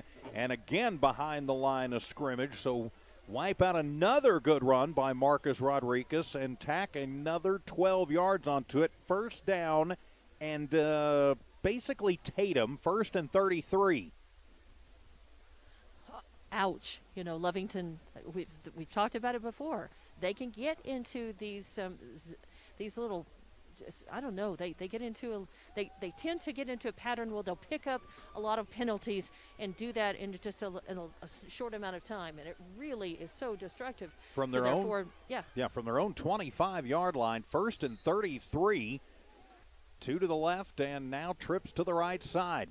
Jeffrey back, he'll throw it underneath, and a little miscommunication as he thought that Henson was going to curl around on that. He was running more of a traditional flag route, and it'll be incomplete, and it'll be 2nd down and Tatum. So 2nd down and 33 to go. 21-8 though on the Knoll Pharmacy scoreboard. Lovington in the lead. Man in the backfield with Jeffrey. Twins left, twins right out of a 4-receiver set. Good snap. Jeffrey gets it, guns it to the middle. Has a man. That is Aguilera at the 35 out to the 36-yard line. So it'll be a pickup of 11. Aguilera's 3rd catch of the night. He's got 32 yards on 3 catches and makes it a little bit more manageable. Big gain right here, though. Yep, 210 through the air for Jeffrey. And so 3rd down and 22. No, 3rd and 22. Good snap for Jeffrey. 7-step drop is pressured. Has to roll right side, and he's going to be sacked back at the 25-yard line. It'll be a 12-yard sack, first of the night for either team. And I believe that's Braden Minyard. Is that 58? Yeah, I believe so. Yeah, Minyard. So now 40, make that 52 yards on the ground for Jeffrey, and it's 4th down and Tatum again. And so punt time, you've got to think, for the Cats. They're too deep in their territory for them to try to go for this. Yeah. They punt it away. Yeah, Jeffrey should punt it away, and it'll be Davis, I believe, back deep to receive for Portales. Good snap as Lovington will punt it. Now it gets a little bit of a bounce, and yeah, it has actually looked like it might have been kicked by one of the Portales players. There was no signal from any of the officials, and it'll be downed by Alexander inside the 35 at the 34-yard line of Portales. It just took a funny bounce. You couldn't really see it, but it just hit. It was near a Portales player, but it just hit and took a really funny bounce. It kind of looked like he kicked it, but he didn't. So now it'll be up to the Lovington defense with 2 timeouts to see if they can stop Portales. Of course, Portales will have the ball to start the second half. So it's really about stopping. Let Portales. You got to hold him. You cannot let him go into halftime with the momentum of another touchdown here. Yeah, stay on Baylor Diaz, even if he gets another wing and a prayer. That's not going to happen all that often, so you've got to continue to key on him. And just play good man coverage if you can. There will be flukes that happen in the game of football. So Diaz from the shotgun, high snap, handles it. Lovington comes in on him. Diaz gets a block, somehow gets away, cuts it back across the 35 to the 37-yard line, and he is ripped down on the near side by Joseph Perez after a pickup of 3 in which he ran around 33. Yeah. So it'll be 2nd and 7. Marcus Rodriguez also in on that. It was kind of a little Lovington Wildcats sandwich with Diaz in the middle. 2nd and 7. Clock moves with 2:40 remaining here in the first half. Portales going to empty the backfield. 5-receiver set. Trips left to right from the near hash mark. Diaz surveys the defense. Lovington looks like they're going to go man. Bring a man, and they'll throw it. And that's actually, that's in the neighborhood of a backwards pass. Montoya out of his hand, incomplete. And so it'll bring up 3rd down and 7, but that was very close to a backwards pass, which would have made that a live ball. And I guess they're going to say he did throw it forward, and timeout taken by Portales, their final timeout, as they face a 3rd down and 7 with 2:25 to go first half. On the Knoll Pharmacy scoreboard, Lovington 21, Portales 8. We're back in 30 seconds on Z94 KZOR, no Walmart Digital.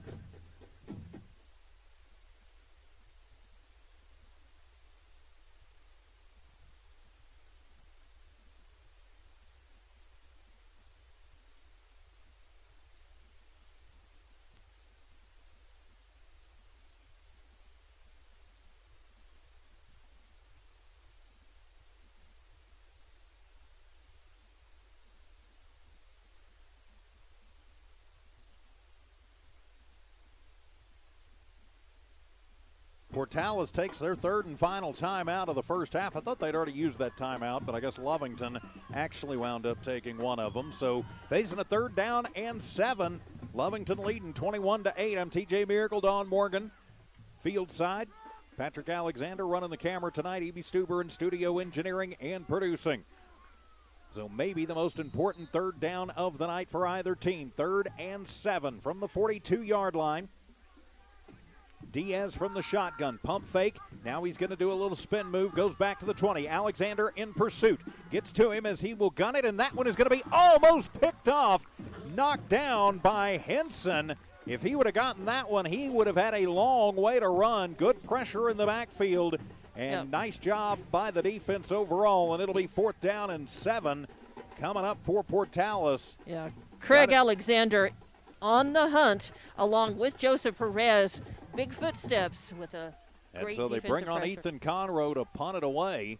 But you've got to think that maybe Coach Nusser is going to think about not punting it away. He's got okay field position, but he's out of timeouts. Lovington with time to work with and a quick strike ability offense. He might think about faking it here.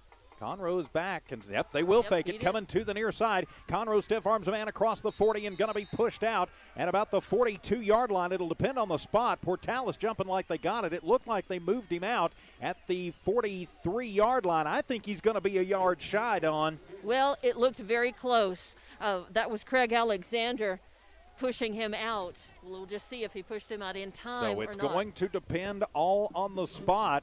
Lovington thinks that they've got it, and yep, the man in the white hat, the head official, has said it will be, well, now he's going to call a timeout and I guess measure it.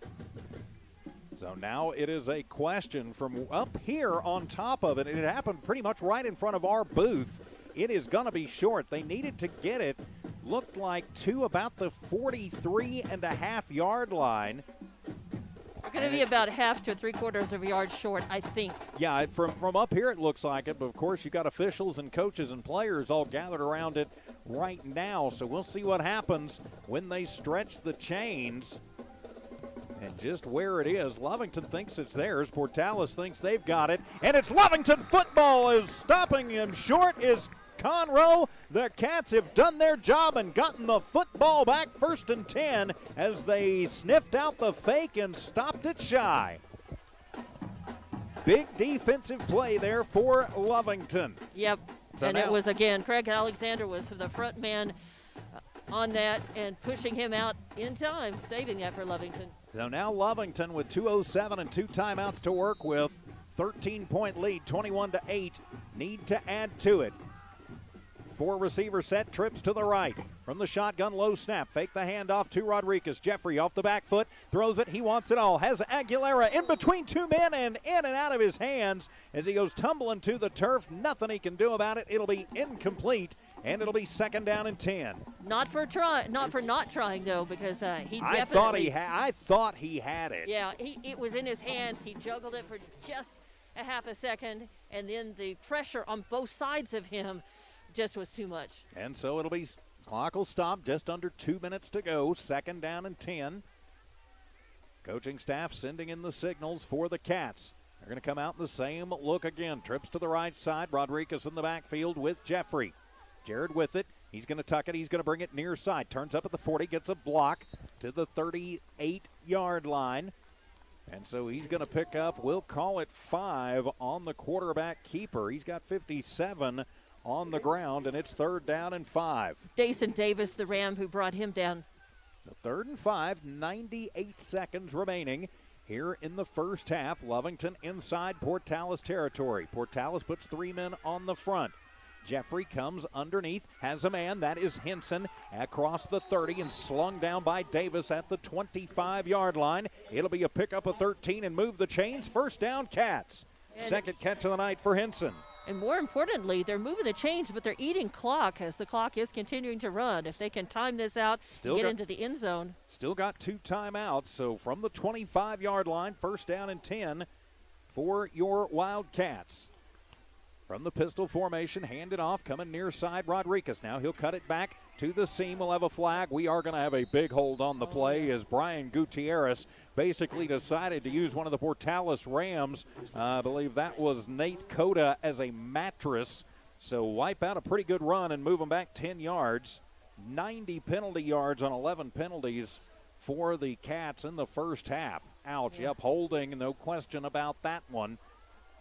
And so move them back with 1:02 to go in the first half. Move them all the way back to the 35-yard line. So it'll be first down and 20. But you've still got the 2 timeouts. You don't have to take it all here. And Coach G going to say, all right, let's talk about this one. So 1:01 remaining here in the first half. We'll just keep it right here. Of course, don't forget, coming up at halftime, we'll have your Lovington Auto Supply Napa Know-How halftime show. And going into that, of course, hopefully we'll have our coach's conversation with Coach G. I have a feeling he's going to be pretty animated for this one. Then we'll talk about our Napa Know-How keys to the second half. On the Knoll Pharmacy scoreboard, 21-8. Thanks for being with us tonight here on all over Lee County and West Texas on Z94 KZOR. Hobbs Lovington on the Z94 KZOR app around the world for the audio.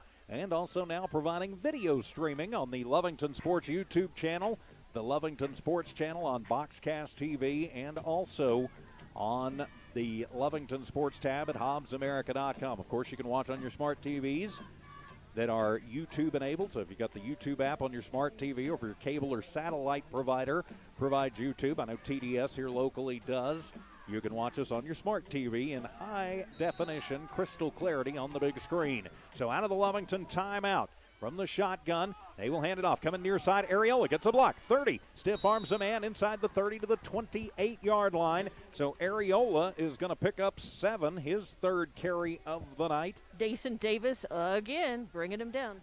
So it'll be a pickup of 7, so second down and 13 to go. And he did get out of bounds, so it'll stop the clock with 54 seconds remaining here in the first half. So get us a lot of that penalty back. The 2nd and 13. Twins to the right, 1 to the left. Tight end in the ball game is Alexander. And handed off. Ariola going to try the sweep near side again. Didn't work at all that time. He's going to lose about a yard on that one before he is run out of bounds by Cade Cameron. So it'll be a loss of a yard for Ariola, and it'll be 3rd down and 14.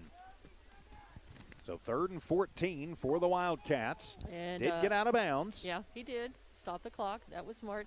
But I don't believe there will be a 3rd in a row on this. I wouldn't think so. No, Trace came out. And it'll be Rodriguez back in. Twins left, Twins right from the near hash.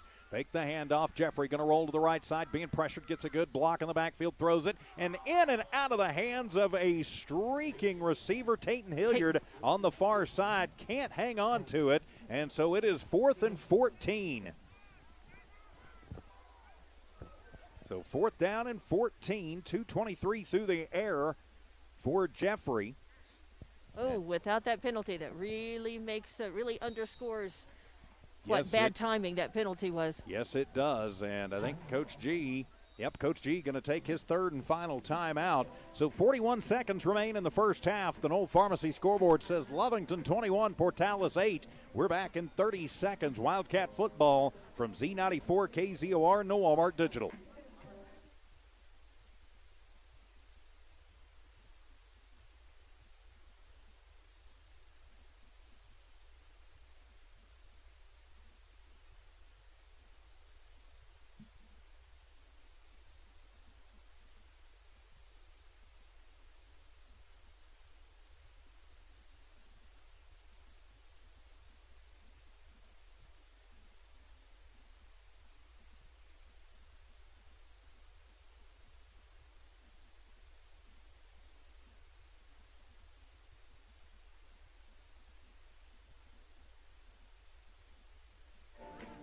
Back here at Wildcat Stadium, the Cats facing a 4th down and 13, but are deep in Portales territory, up by 13 points, 21-8 on the Knoll Pharmacy scoreboard, but would love to tack another score on here late in the first half. Portales will have the ball to start the second half. So let's see what they drew up in the little plastic BBs on the blue turf. Can't draw up the dirt down there anymore. And Lovington actually comes out showing a long field goal attempt. Wow. Interesting. And this is going to wind up, if it goes, about a 45-yard attempt. I mean, Contreras certainly has the leg for it.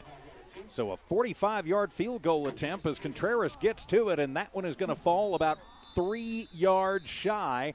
And so the field goal is going to be short, but we'll have a flag on the play. And so let's see what the flag's going to be. Roughing the kicker, maybe. There's a lot of things it could be. So was pretty the referee is being surrounded by Wildcats. He has not signaled to the booth yet what it is going to be. And it'll be personal foul on Portales, and that'll be 15 yards and move the chains. First down, Cats. Yeah. A big penalty late will give the Cats life. And Coach G must have known that. He was really animated telling his offense to get back out there. So he knew from the instant it happened, I guess. He must have seen that, or he must have figured it out. All right, yeah, it was a lineup over the center, and so 15 yards and move the chains. First down for the Wildcats. So 41 seconds to go, and a Lovington penalty almost derails the drive, and now a Portales penalty has got Lovington inside the 15 at the 14-yard line, and an official timeout now. I think that they're gesturing to the scoreboard. Coach G is gesturing to the scoreboard. I think he wants more time put back on the clock. I think they ran about 6 seconds off of it. They should have 48 seconds on the clock as they're signaling up. And they're saying 46 seconds. Coach G signaling up. They want 46 seconds on the clock. And, Dawn, did we hear that right? We can relay it next door. So they're saying 36. 36. Oh, 36. Okay. I'd rather have 46, but okay, whatever works. It took 5 seconds to run the play. It started at 41. All right. So Twins left, Twins right. New set of downs for the Cats. Low snap, Jeffrey handles it. 3-step drop, tosses to Areola near side, and he is going to move forward and stretch out to about the 10-yard line. It'll be a 4-yard completion to Trace. They're going to spot it at the 11. So it'll be out of bounds. It's out of bounds after a 4-yard gain. 2:27 through the air. And it'll be second down and 6. He did get out of bounds, so the clock stops. Just under 30 seconds remaining here in the first half. So send Twins left, Twins right for the Cats. Areola in the backfield. Man in motion, Contreras left to right. Good snap. Rolling to the right side is Jeffrey. Good protection. Throws it back across his body and skips it into Hilliard. And did he get it? Oh, no. Did he control it? Looked like interception. And is it an INT? Or not? Or is it just incomplete? I think it may have hit the ground first. It may have skipped in before Tayton could get to it. Portales is signaling that the ball is theirs. The two side judges and the back judge, none of them have indicated what the call is going to be.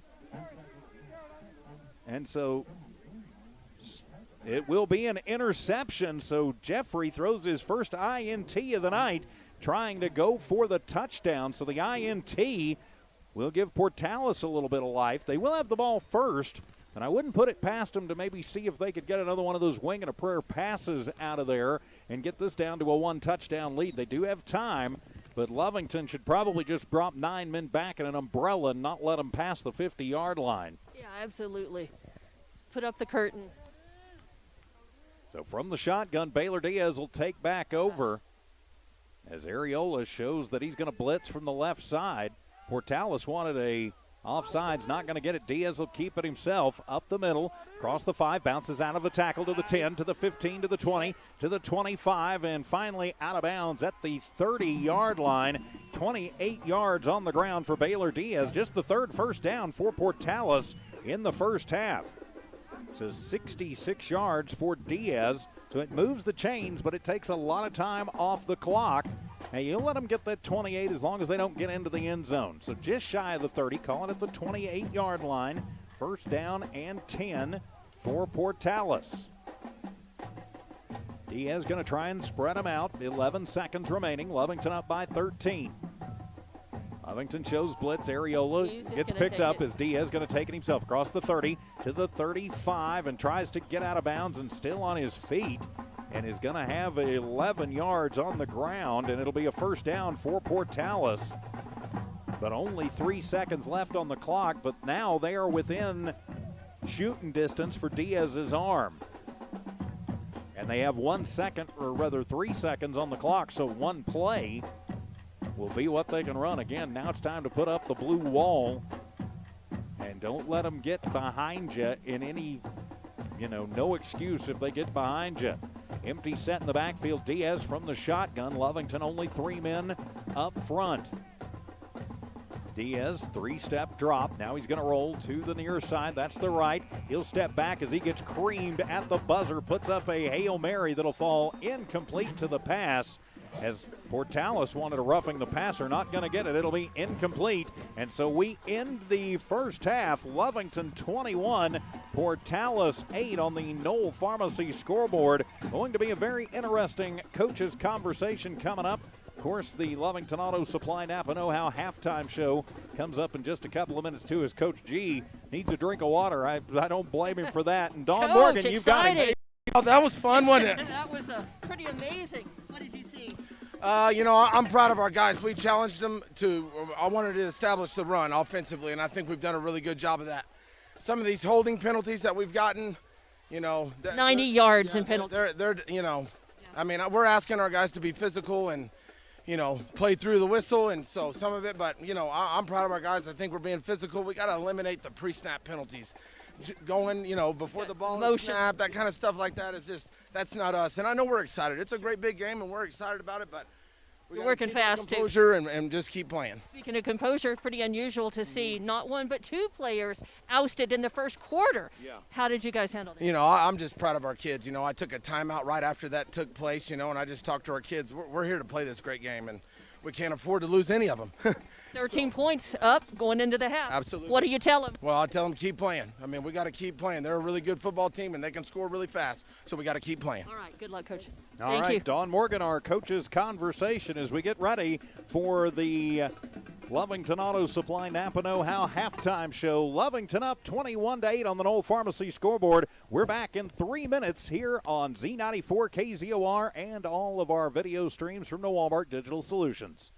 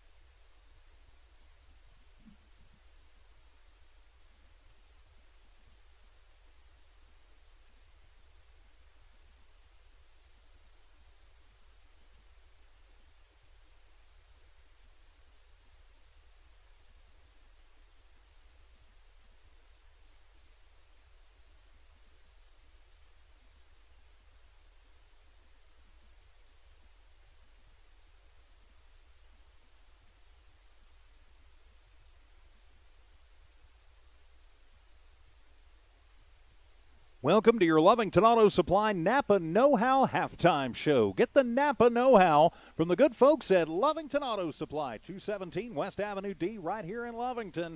You need anything for your car, from a battery to the wipers, maybe even the whole engine and transmission. Well, the good folks at Lovington Auto Supply will give you the Napa Know-How to get your car back and running just like you want it. I'm TJ Miracle up in the booth. Dawn Morgan is fieldside as we enter into the halftime show from our friends at Lovington Auto Supply. Let's take a look at the numbers of the first half of this one. We'll start with the visiting Portales Rams.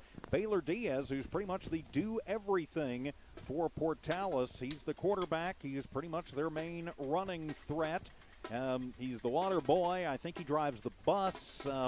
He probably is coaching on the side too. Anyway, Lovington does a nice job against him in the first half. He goes 2 of 10 for 65 yards, 1 touchdown, and no interceptions. That 62-yard touchdown completion came to Robert Encinias, and it was just kind of a wing and a prayer as Diaz was getting planted and good coverage. One of those just weird, nothing you could do about it, fluke kind of plays. Diaz on the ground has carried the ball 10 times for 77 yards. So while 77 yards is a pretty good total, Lovington really has done a pretty nice job for the most part containing him. And some of those numbers a little bit skewed because he got 39 of those yards on his last 2 carries of the half when Lovington was in full-on prevent. Ethan Conroth, their other main running back, 3 carries tonight for -8. Dason Davis on an end around, 1 carry for 3 yards. Encinias is their leading receiver. He's got 1 catch, 62 yards. So 65 through the air, 72 cumulatively on the ground, means 137 total for the top-ranked team in Class 4A in the state. Portales was whistled 5 times for 47 yards in penalties. They get no points in the first, 8 in the second. That's how they get to their 8 points on the board, and they did have a man injured and another player tossed out of this game in the first half as well, so they're down to 22 people on the team. So turning the page for your Lovington Wildcats through the air, Jared Jeffrey goes 11 of 23 for 227, has a touchdown and also a late interception that fortunately did not prove to be costly. The touchdown came 22 yards to Javier Contreras, who has 2 catches for 33 yards. He is the leading yard getter tonight. Adam Aguilera, 3 catches, 32 yards. Isaac Henson, 2 catches, 32 yards. Tate Hilliard's grabbed the ball tonight for 15 yards. Javier Corrales, 1 catch, 24 yards. And Trace Ariola on a little swing pass out of the backfield, 1 catch for 4 yards. On the ground, Jeffrey has done most of the damage with his legs. 11 carries, 57 yards, including a 19-yard touchdown run. Those numbers a little bit skewed because he did get sacked for 12 yards late in the first half. Marcus Rodriguez has done a lot of tough running on the inside. Again, 4 carries, 26 yards. Trace Ariola, 4 carries, 19 yards. You've also got 1 carry for Lucas Contreras for 7 yards and 1 carry for Craig Alexander for 7 yards. So cumulatively for the Wildcats, 227 through the air, 116 on the ground, means 343 total. 11 penalties, though, for 90 yards. Ouch. Those hurt. They stalled out a couple of drives. Fortunately, didn't bite us in the rear end in that first half. Lovington gets 7 in the first, 14 in the second. Oh, I missed the Trace Ariola 3-yard touchdown run, so I had to mention that. So, all right, 7 in the first, 14 in the second. That's how we get to our 21. We are leading in the first down race, 11-4, and on the scoreboard, 21-8. So, Dawn Morgan, what do you think going to be the Napa know-how keys to the second half? Well, they're just going to have to continue to try to contain Diaz. They did a pretty fair job of that. It could have been, the damage could have been far worse, of course. I don't know how Diaz does it. I mean, he's like a cannonball. He keeps barreling forward and rolls when he gets the ball. I don't know, maybe they oil him up as well over there. It makes him really slippery. I don't know how he slips out of tackles. You've got to really do a complete job of tackling when you get him. The problem is he stays in motion, and as we saw, if you keep his throwing arm free, he can still do some damage and throw that ball before he finally is brought down. So it's going to be important to continue to key on him, and especially with the loss of their player at the very beginning of the game. and Rodriguez, that's right. yeah. Yeah, I mean, because they were a 1-2 punch, and that definitely wounded Portales. But as we have said and we have seen, you can't count them out. They're a deep football team, and they can still do some damage. And Lovington is up by 13. That's 13. It's not 14. It's not 15. And you know that as we have seen, Lovington has been the beneficiary of the point after and the conversions making the difference in a game, as in their victory over Hobbs. They don't want to fall victim to that here. They really need to continue to keep the pressure on, get in there and get another couple of successful offensive drives, get some more points on the board for insurance, and then they can worry about just trying to hold on to the football and eat some clock. But they've got some work to do yet, and they're still less than 2 touchdown points. Yeah, 2 touchdowns and 2 extra points. Exactly. Less than That'll pass them. So they're in they can't breathe a sigh of relief. They've still got work to do and half a football game to play against a team that's still dangerous and flip this one before you know it. Absolutely. I'm thinking my Lovington Auto Supply Napa keys to the second half are going to be eliminate the mistakes. 11 penalties for 90 yards. Way too many. Even Coach G said we've got to stop the pre-snap penalties. At one point, they got a holding penalty, a 5-yard false start, a 5-yard false start, a 5-yard false start. That happened on 4 consecutive pre-snaps. Right. Or actually, the holding was right after the snap, and then the next 3 consecutive pre-snaps. So they're looking at first down and 35 before they've even blinked. Right. And that makes it incredibly difficult to continue to march. So knock out the silly mistakes and find a little offensive rhythm. This is one of those teams, while they feed off success. They do. They feed off success, and they also feed off speed. Yes. And while your announcer up here in the booth may not like all the speed, because I need a minute to breathe and reset and to write things down on my score sheets, they tend to move better when they move fast. So I think pick up and keep up the tempo on offense. And again, just continue to key in on Baylor Diaz.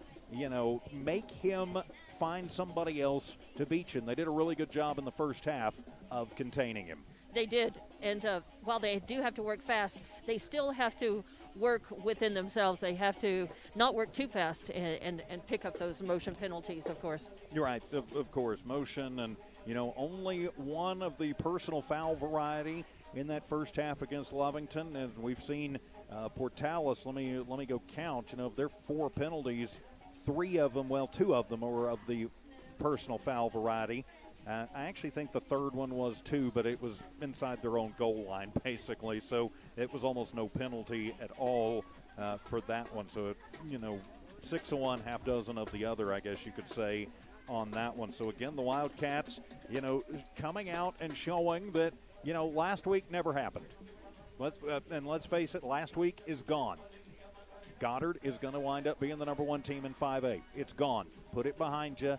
Now you've got to face the number 1 team in 4A in your biggest rival, which is the Portales Rams. And you did the job you had to do in the first half, and so now you have to come out in the second half and do it again, Dawn Morgan. And each man has to do his job. You not only have to do that as a team, but you got to worry about doing your job. And Coach has talked about that before, about how stay on your man, stay on your job, stay on yourself, and that contributes to the whole team being where it needs to be, and of course coming out with the result you want.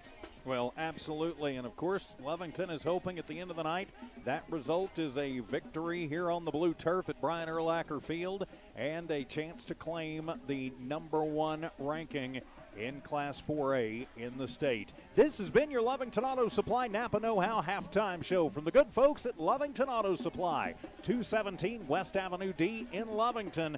Go see the good folks at Lovington Auto Supply, your local Napa store, for all of the parts and all the know-how you need to keep your car on the road and running just like a dream. Thanks to Lovington Auto Supply for sponsoring the Lovington Auto Supply halftime show. On the Knoll Pharmacy scoreboard, it reads Lovington 21, Portales 8. We're back in 3 minutes for the second half. This is Wildcat football from Z94 KZOR and One Radio Square Sports and the Walmart Digital Solutions.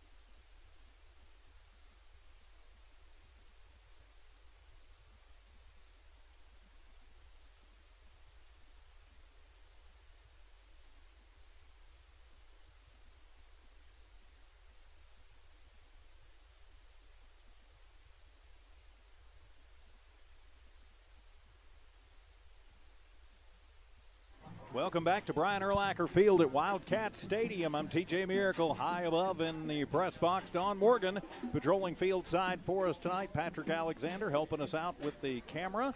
And Evie Stuber in studio engineering and producing tonight. Great to have you with us here on Z94 KZOR all over southeast New Mexico and West Texas. Around the world in audio form on the Z94 KZOR app. And of course now on video. Proud to offer video streaming and to be the official video stream provider of the Lovington schools. And you can catch all of the Lovington action, of course, on the Lovington Sports YouTube channel. Please give us a subscription and let your friends know. You can also watch on all of your smart devices on the Lovington Sports tab at HobbsAmerica.com. It'll be Portales football as we prepare for the second half. Lovington up 21-8 on the Knoll Pharmacy scoreboard. So thoughts as we start the second half, Dawn? Gap coverage, definitely. And the wind is starting to pick up just a little and get much cooler. So going to have to fight off those cramps.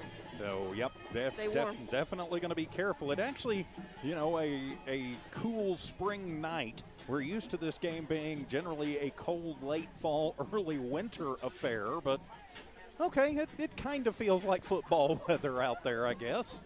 Welcome to COVID world, the final game of the 4-game season, of course. After this, we will find out over the weekend what the bowl situation is. There will not be a football playoff this year. They will do a bowl-type situation. We've heard a couple of things that they might set it up as 1-2, or they might just look at similar records, quote unquote, and match them that way. So not sure what's going to happen, but you can bet that whoever comes out of this game victorious will be the number 1 seed and will have a chance to, even if they don't officially award it, to claim a state championship if they win tonight and win next week. So it'll be Portales football as we start this second half of action. Teeing it up, getting ready to kick it away is Contreras. He will kick it from the right to the left. So Lovington will have the wind in the fourth quarter with them, but we'll be going into the wind here in the third. It's a high end over into the wind, going to hang it up a little bit. Fielded by one of the up men at the 17, to the 20, to the 25, and not much room to run there for Encinias.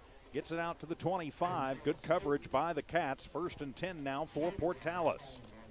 And Lovington D just needs to go to work. They had a bit of a rest in the locker room, so they need to come out and put those fresh legs to work, dig them in, and hold them. Yeah, and make Portales work. They have got a short bench tonight. Only 22 players now on the sideline, or 22 in uniform, I should say, for Portales tonight. So wear them down and grind them down if you can. Diaz from the shotgun, and he will just take it himself. 5 out to the 38-yard line near the 40. Actually handed off to Conroe. As Conroe gets it to the 40. It's a 15-yard gain for Conroe, and it'll be a first down for Portales, their 5th of the ball game. And it looks like Encinias is trying to work out a cramp there. Yeah, as he's off and he's hobbling. Yeah, it does just look like a cramp, though. Of course, that could happen. So Conroe with the first down.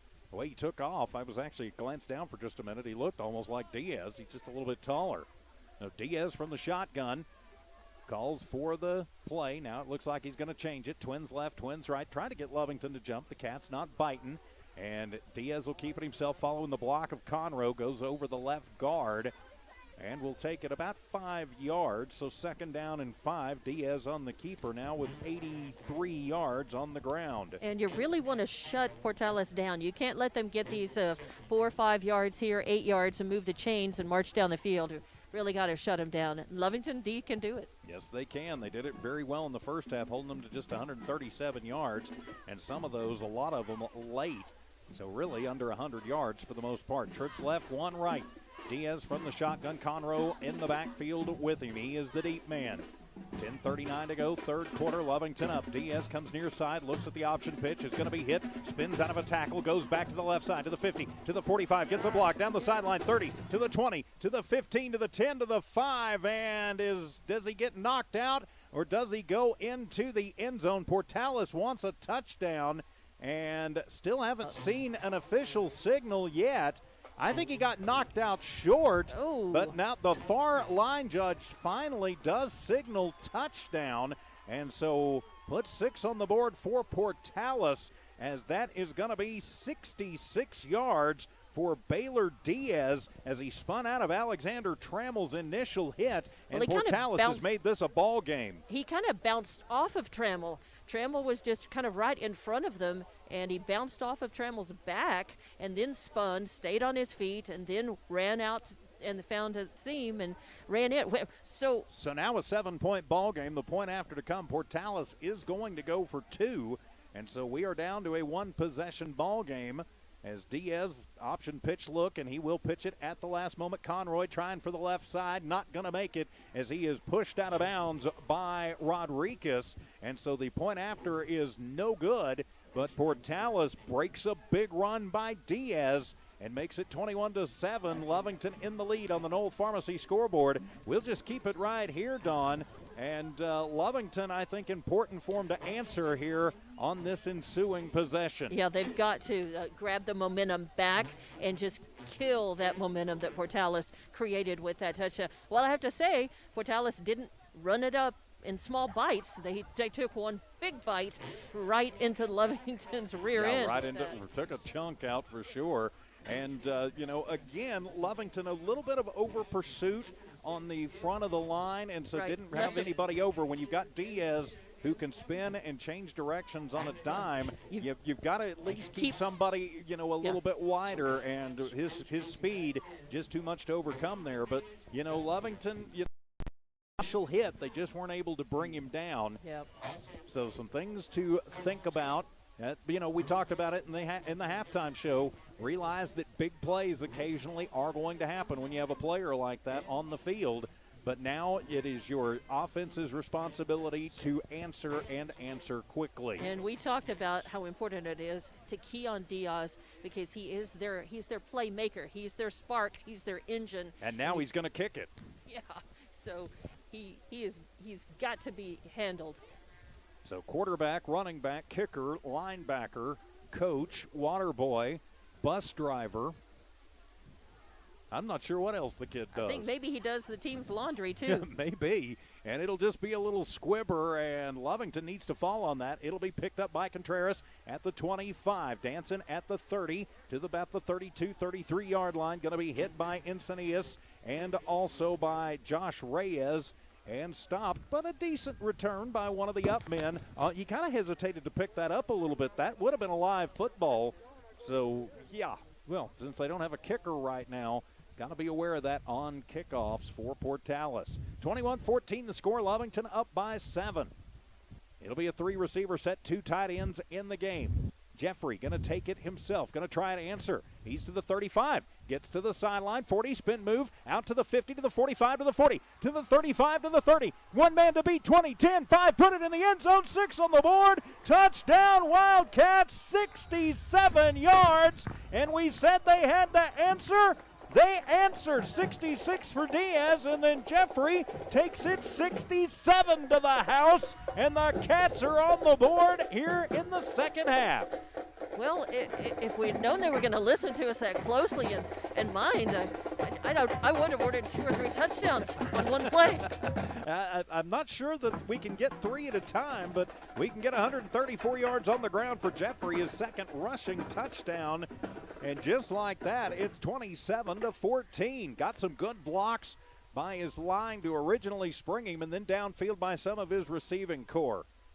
So a good play all the way around for the Cats. Contreras for the extra point. Boots it up, and it is good. So 9:54, the Cats answer immediately, 28-14 on the Knoll Pharmacy scoreboard. We're back in a minute. More Wildcat football from Z94 and Walmart Digital Solutions.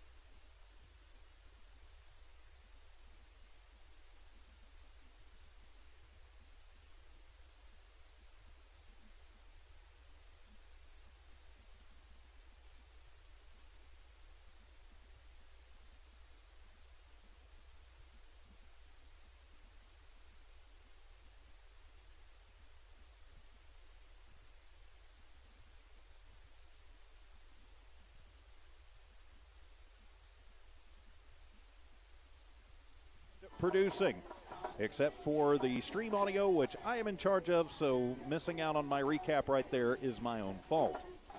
So Contreras to kick it away for the Wildcats, who are up 28-14.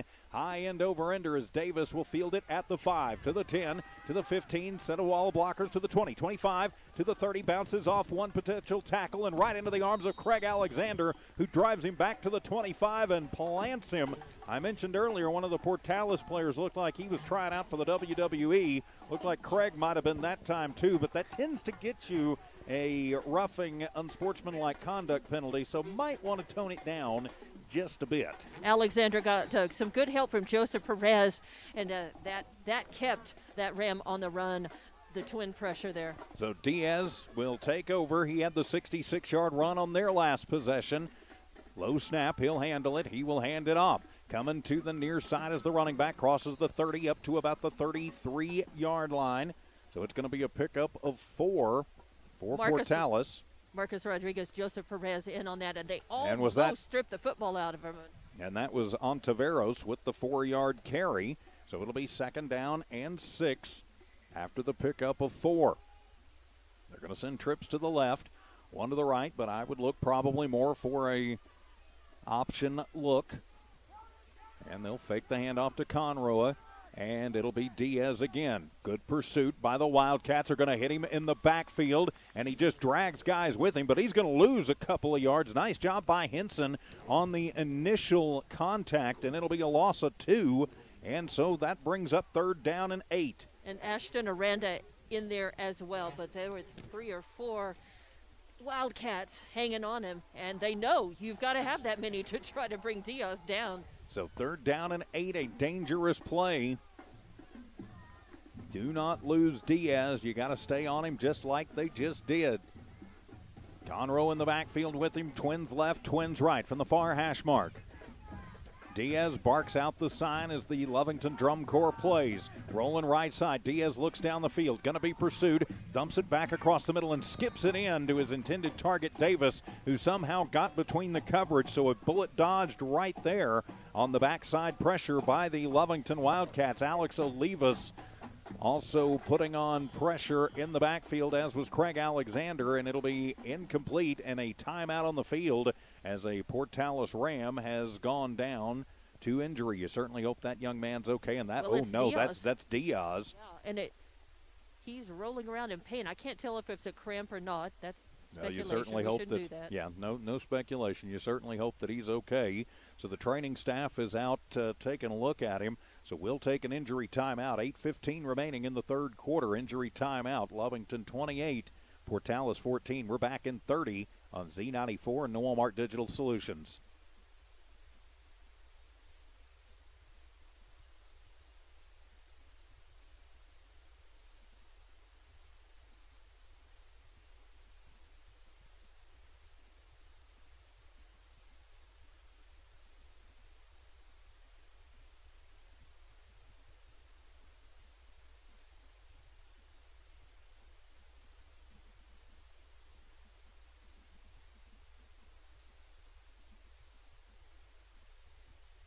Back here at Wildcat Stadium, an injury timeout as Baylor Diaz went down on the last play. You certainly hope he's okay, being attended to by the training staff and the coaching staff from both Lovington and Portales. And I was not watching. I was watching the ball and watching him slightly underthrow that, and maybe he was getting hit, and that was the reason why he kind of underthrew Davis. Davis slid forward but couldn't pick it up. Maybe, yeah. Well, we've got a moment, and you certainly hope that young man is okay. It'll be 4th down and 8. That's the minor concern as they'll bring the cart out onto the field. Of course, we've got a busy weekend of sports here from the One Radio Square Sports and the Walmart Broadcasting, the Walmart Digital family. Tomorrow, we've got more Lovington sports. Matter of fact, 3 Lovington games tomorrow. A soccer doubleheader from Patrick Alexander. He'll be back here in our booth at Wildcat Stadium. First, the girls at about 11 o'clock. The boys to follow around 1 o'clock. Very important matchups coming up for the Lovington Cats and Lady Cats on the soccer pitch tomorrow.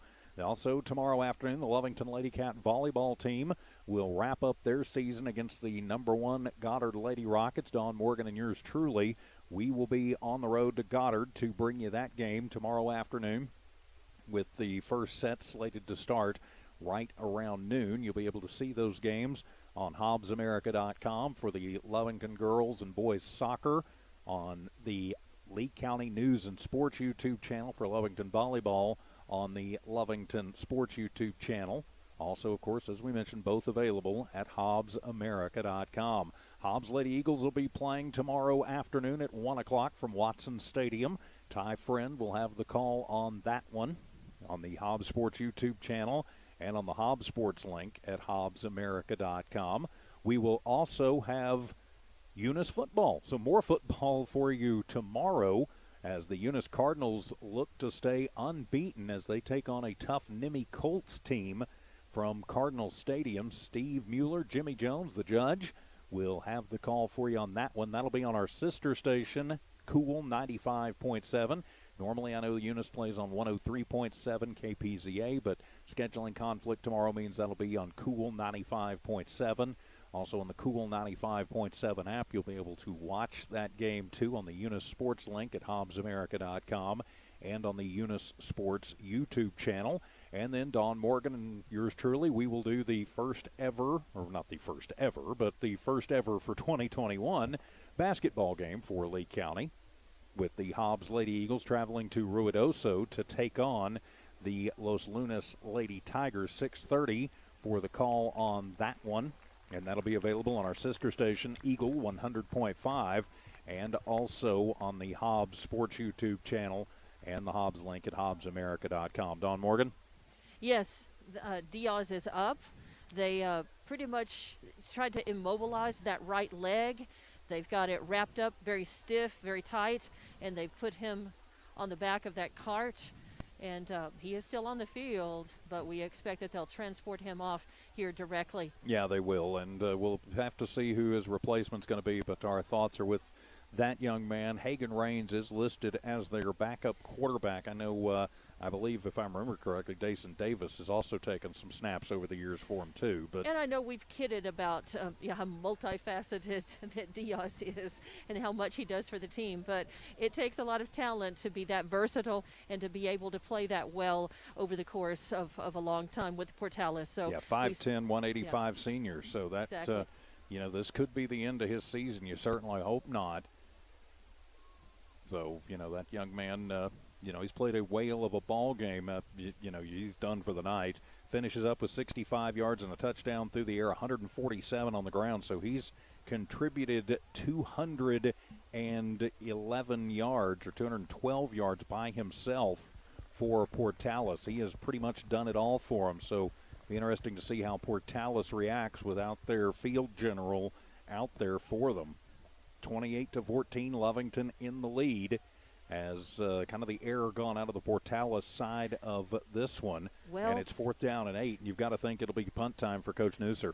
You think, and that may very well maybe looking be for a happens. spark, too. Exactly. Sometimes this kind of thing can re-energize the team. We'll see. Does it take the wind further out of their sails, or does it give them a little bit of fighting spirit again? So Tate and Hilliard back deep to receive the punt. Portales on their third punter, as that one pretty good out of the foot of Encinias, and it'll bounce at the 35 and then going to be slapped into the hands of Lovington, and Portales going in a gang tackle, and I think the little frustration coming out against Hilliard. And there's a flag. Yep, the question is, did Hilliard throw the punch after or before they saw the Portales player do it? You cannot do that. So let's see, and it will be a personal foul. Let's see what the head official says, what the ref says when he signals it up to the booth. Normally it's the second person who gets flagged, but there was some definite jawing going on while that tackle happened.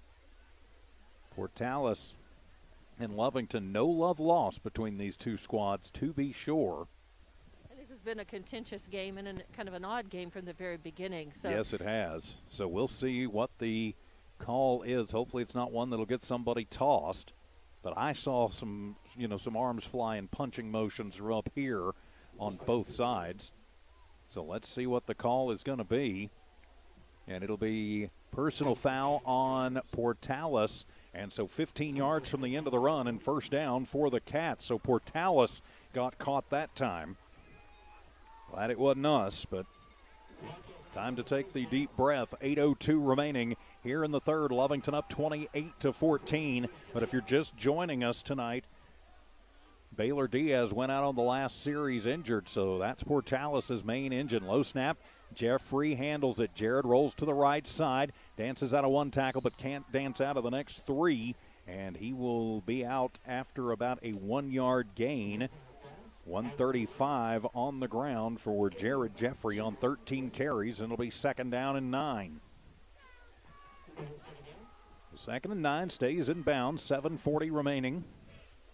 Little after 9 o'clock here on Z94 KZOR Hobbs Lovington. I'm TJ Miracle. Jeffrey from the pistol formation, handed off to Rodriguez, but nowhere to run for Marcus as he is hit and just continues to be driven back, and that should probably draw another flag on Brandon Blitty, whose brother, of course, now at Texas Tech. So it'll be a 3-yard loss for Rodriguez, but Blitty holding that all the way through even after the whistle and then wrestling Marcus to the ground. Got to be careful on those or another penalty could be called. And I think maybe just some frustration coming out on Portales' part. But you don't want to take the bait if you're Lovington. You need to just leave it alone, move forward, play your game. Twins left, twins right on a 3rd down and 13 for the Wildcats. Jeffrey rolling near side, being pursued. Puts up a little floater, and that one is going to be picked off. And the second INT of the game as he just put the wounded duck in the air, and Josh Reyes INT. The last 2 that Jeffrey has let fly have been interceptions. And so over to Portales on the INT, second of the night, second turnover for Lovington. It was a bit of a It was a wobbler. Wobbler, exactly. That was the word I was going to use. And so not the characteristic bullet that is a very controlled throw that Jared Jeffrey normally does. So that had trouble written all over it. Yes, it did.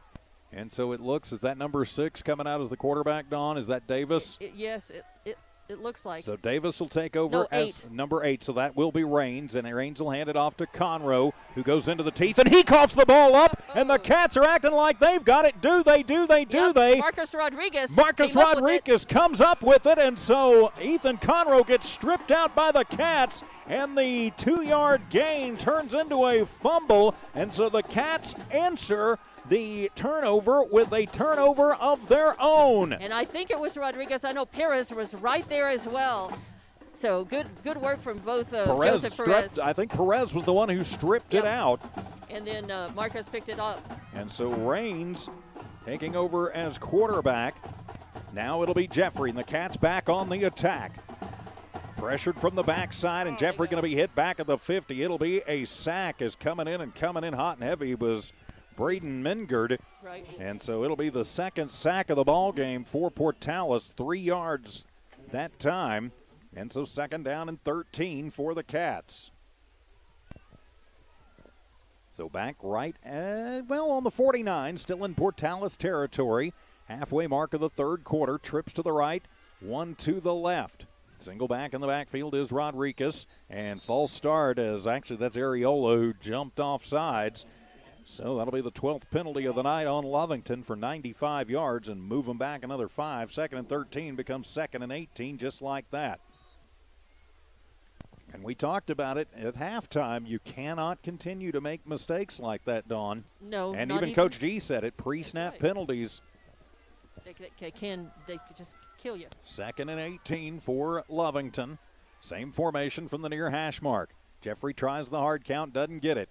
Now he'll take a high snap and another false start, and I think jumping that time. Actually, they had Jeffrey, false start on the Cats again as they tried the direct snap, the Wildcat, if you will, to Trace Areola. So another 5-yard penalty against Lovington. Yikes. Well, Areola is going to come out, and second and 23. Contreras goes in. No, Henson goes in. So it'll be trips to the right, 1 to the left. Jeffrey from the pistol hands it off and just gunning it up the middle. Not a lot of running room, but a lot of still pushing and jawing going on under there. Was that Alexander? Yes, it was. On the run, gets about a yard out of it, but not much more as he runs right into the teeth of the Portales defense. So 3rd and 22. Alexander will stay in the game. Trips to the right, 1 to the left. Clock moves with 5 minutes remaining in the third. Good snap, Jeffrey, 5-step drop. Has time, now the pocket breaks down, wings it across the middle, and almost intercepted. I think I'm not sure. Intended for Adam Aguilera, but he kind of put it between Aguilera and Contreras, and really the only person who had a chance at that ball was Carlos Delgado, and Carlos is wearing a Portales uniform. So 4th down on the incompletion, and so it'll be 4th down and 22.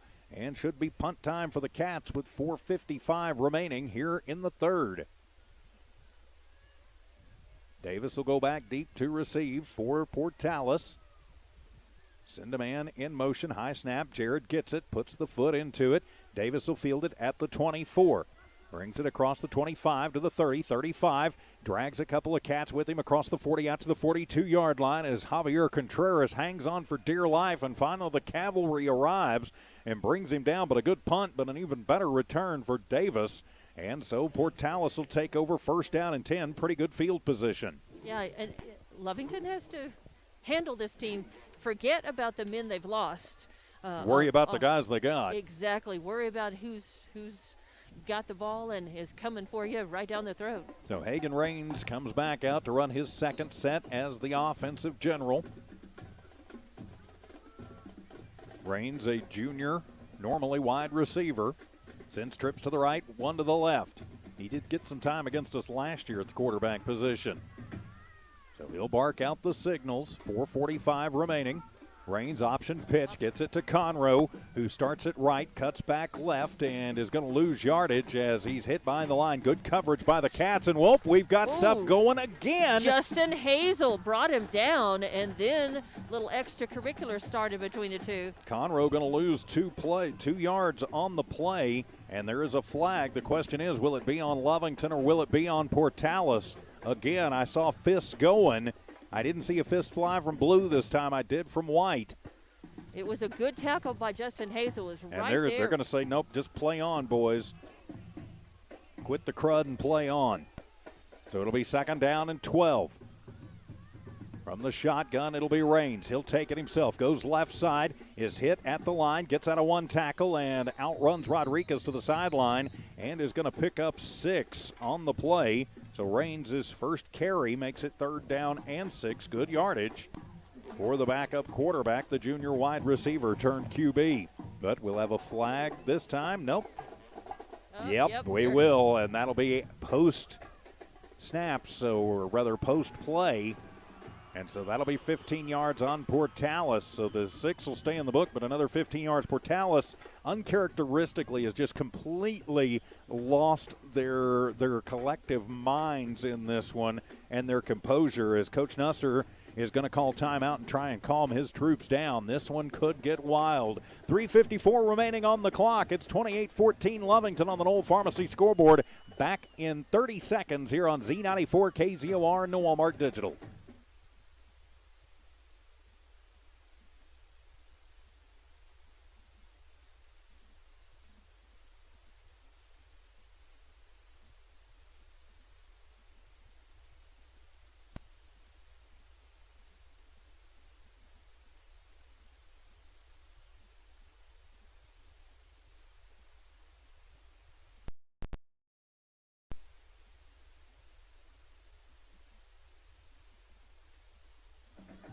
Welcome back to Brian Urlacher Field at Wildcat Stadium. Portales needing to settle things down as they've had a 15-yard penalty take them way back, way back. It is now second down and 36.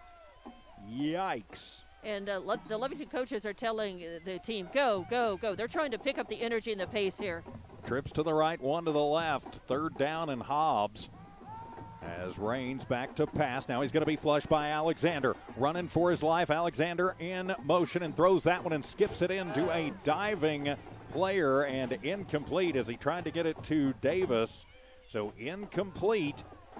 And is there another flag on the play? Yep, there's a flag down. And I think it is going to be a personal foul hit out of bounds.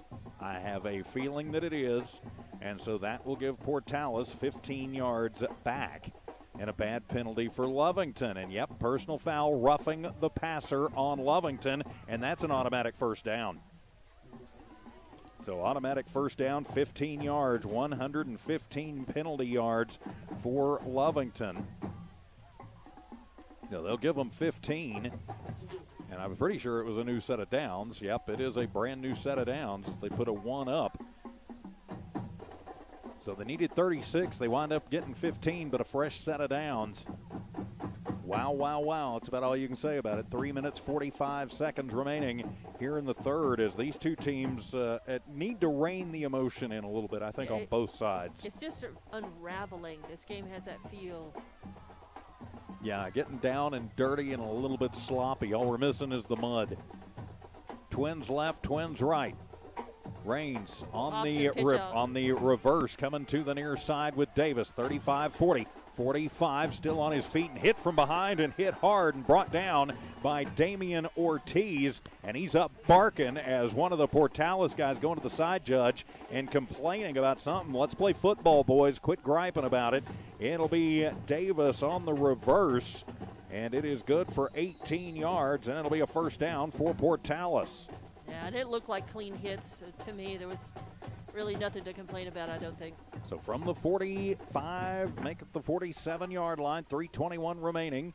Here in a slow-moving third quarter, Twins left, Twins right. Raines from the shotgun. Gets it, fakes the handoff, will keep it himself. Going to try a left side sweep. Gets a good block. He'll cross into Lovington territory, but Lovington closes the door on him and keeps him in the field to play. It'll be a 4-yard gain for Raines, and that brings up second down and 6. Some pretty good coverage on there and a good tackle. I looked like I couldn't tell. I think it was couple Henson of them and Joseph Perez. Yeah, and also on the stop, Damian Ortiz. Okay. So second down and 6. 2 minutes, 45 seconds to go. Lovington up 28-14. A number 1 versus number 2 battle from here at Wildcat Stadium tonight. The winner should come out as the number 1 seed, even though we're not having a playoffs, as the top-ranked team. They'll fake the handoff, and Raines again just right up the gut. Going to be stopped at about the 45-yard line. Drags a couple of cats with him. Alexander Trammell first to stop him. It'll be 4 more yards, and it'll be like third down and 2. Kind of looked like Craig Delgado with the ball down there. So third down and 2 to go for Portales. 2 minutes remaining here in the third quarter. This is more what we're used to seeing from Portales, is just keep it between the tackles and grind it out. So third down and a long 2, short 3. Twins left, Twins right. Backup quarterback as they will hand it off. It's coming around the near side. It will be more than enough for the first down. Is driving forward to the 40 is Conroe, and finally going to be brought down. None of these guys on either side are quitting as, Conroe picks up 6, and so it'll move the chains. First down for Portales. Ashton Aranda, Joseph Perez, Isaac Henson again trying to bring him down. They went too far sideways, allowing him that forward progress and not pushing him back enough. And I think we may have a new quarterback in the game as well. Is that number 2 running? Yep, that is number 2. Is. So we've got a new quarterback in the game. That is Delgado. So Delgado looks at the option pitch. Now he'll just take it himself. Starts left, comes back around right. Alexander will hit him at the 35-yard line. It'll be a pickup of 5 for Delgado. Second down and 5. That's what I said on that previous carry, that previous play. It looked like Delgado with the ball. So we'll go ahead and scratch that one out and give that 4 yards previously to Delgado. Then 9 yards on 2 carries. Second down and 5. Under a minute to go in the third quarter. But Portales on the move. From the 35-yard line, Twins left, Twins right. Delgado, high snap, handles it. He'll hand it around to Davis, who's now in on the sweep in the running back position. Gets out of 1, gets out of 2, tiptoes the sidelines, and he'll go all the way into the end zone. 35 yards for the touchdown. He might be just as slippery as his fallen compatriot Diaz, and he keeps this one interesting, Dawn. Yeah, he sort of hunkered down, and he just flew under the radar. Literally, he followed along with the clump before he broke free, and he was clear enough to run for the end zone at that point. It really was a sneaky little. He got hit a couple of times and got out of a couple of tackles. Not real hard. So 28-20, 41 seconds to go. Portales not showing any quit in them at all, and they will go for 2. Delgado runs the offense. Davis is his running back. He'll option pitch it to Davis, who puts it on the turf and will just fall on it at the 5-yard line. So the point after, no good. So Lovington keeps up by 8 on the Knoll Pharmacy scoreboard. Lovington 28, Portales 20. We're back in 1 minute on Z94 KZOR, no Allmark Digital Solutions.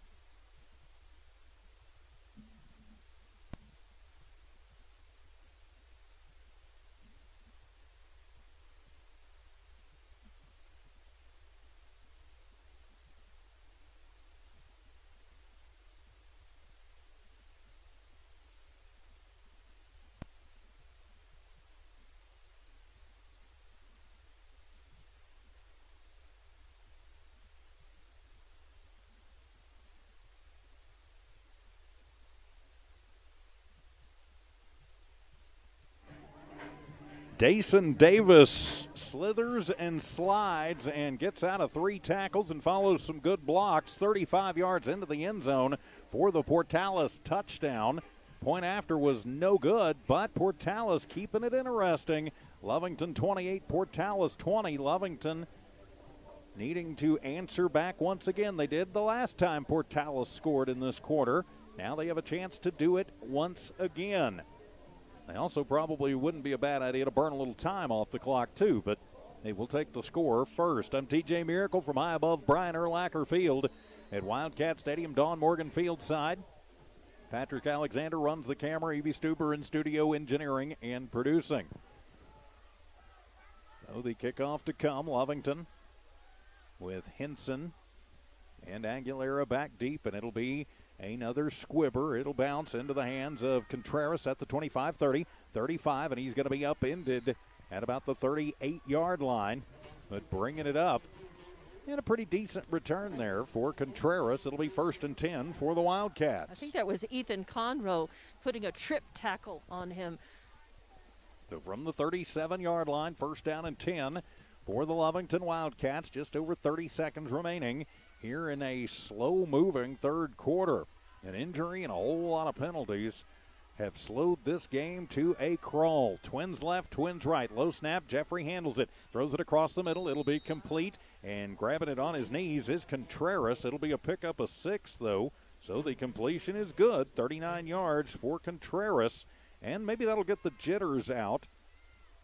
2:35 through the air for Jeffrey, and it'll be 2nd down and 4. And Lovington definitely needs to get a little energy going here. I've heard the coaches a couple of times telling them to get it up and just move a little Lovington, faster. they're just going to let the clock expire on this third quarter, and I don't think I blame them at all. So Lovington 28, Portales 20 on the Knoll Pharmacy scoreboard as we head to the fourth quarter. It's going to be a good one. Don't go anywhere. This is Wildcat Football from Z94, KZOR, and the Walmart Digital Solutions.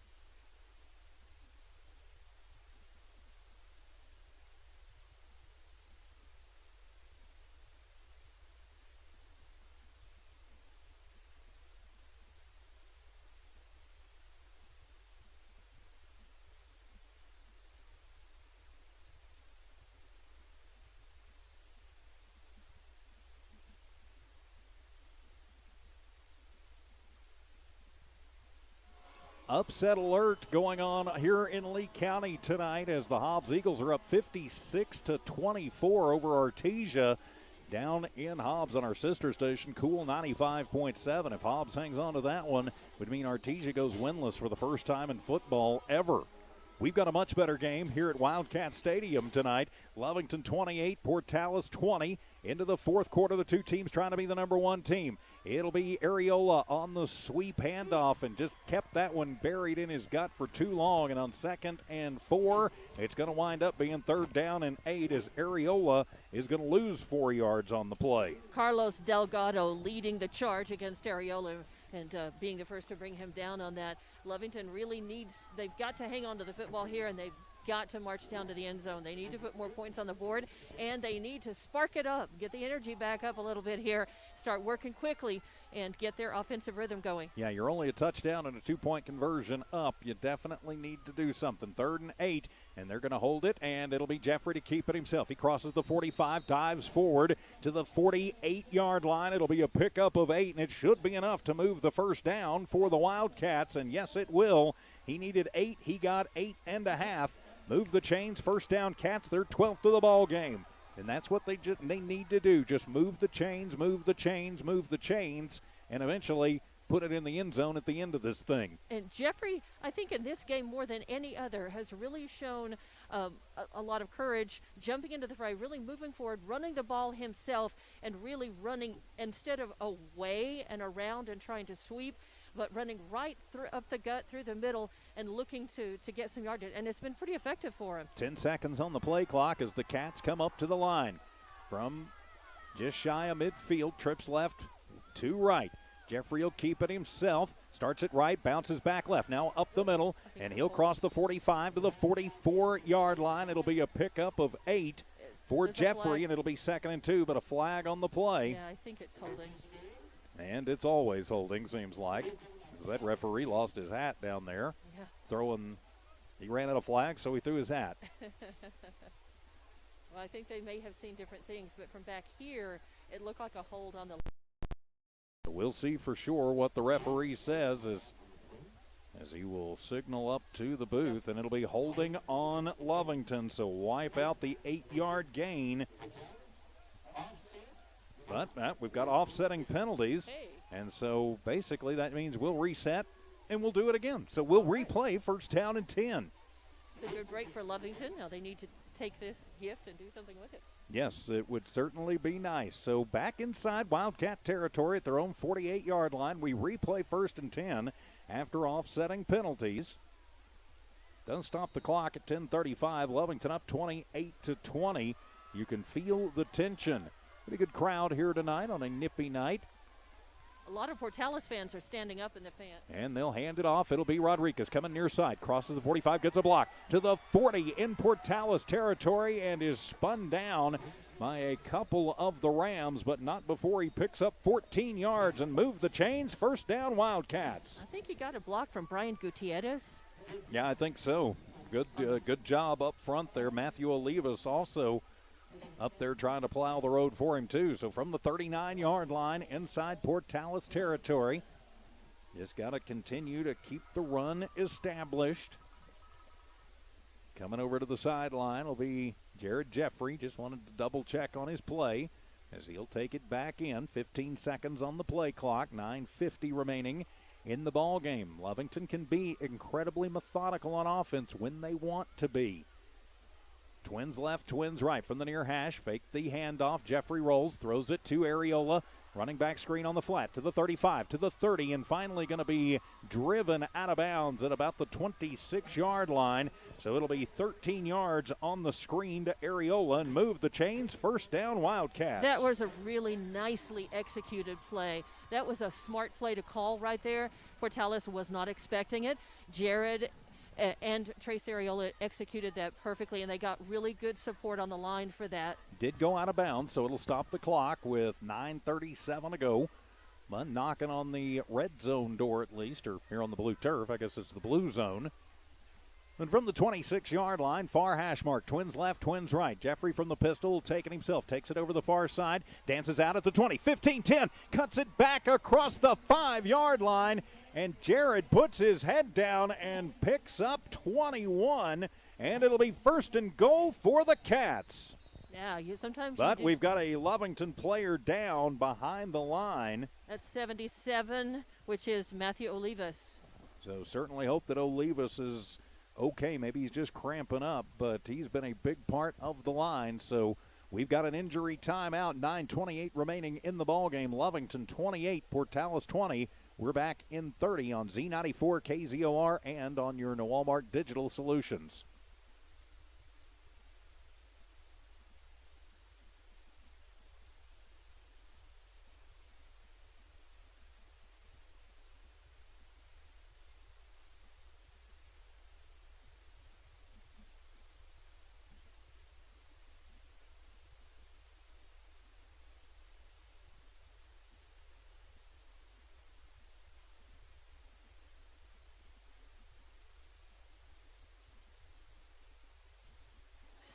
Back here at Wildcat Stadium as the Lovington Wildcats have a 1st and goal from the 4-yard line after a 21-yard run on the keeper by Jared Jeffrey. I'm TJ Miracle. What were you saying, Dawn? As we were coming back? Yeah, I'm sorry. I was suggesting somebody else. This is becoming a game of attrition. It's going to be who's last man standing, whichever team has the most guys still on the field at the end of this. Yeah, you'd hate to see that. Of course, you are hopeful that you're going to have another game 1 week from today or 1 week from tomorrow. So first and goal for the Cats, 9:11 to go in the ball game. They're up by 8. Hand it off, and trying over the right side is Rodriguez, and he's going to be pushed down to the 1 yard line. So Marcus comes up just a little shy. So he gets 4 officially. He's got 41 yards rushing, and so it'll be second down and goal from the 1. A second and goal from the 1. Clock continues to move. 8:45. If I'm Lovington, I don't snap that ball until there is 1 second left on that play clock. Yeah. Eat as much time as you can. Yeah, bleed it off. But stay in control of the football. Of course, on the line is probably going to wind up being whoever the number 1 team ranking is, ranking-wise, in 4A, and will have a chance to claim a trophy. Jeffrey hit in the backfield, is knocked down, and that one just fell apart from the beginning as coming up and dancing, and almost dancing on it was Cade Cameron. Cameron better be, that could be an unsportsmanlike conduct penalty quite easily. And so that takes it back to the 7 yard line. It's a 6 yard sack officially, 156 on the ground for Jeffrey, and it's now third and goal from the 7.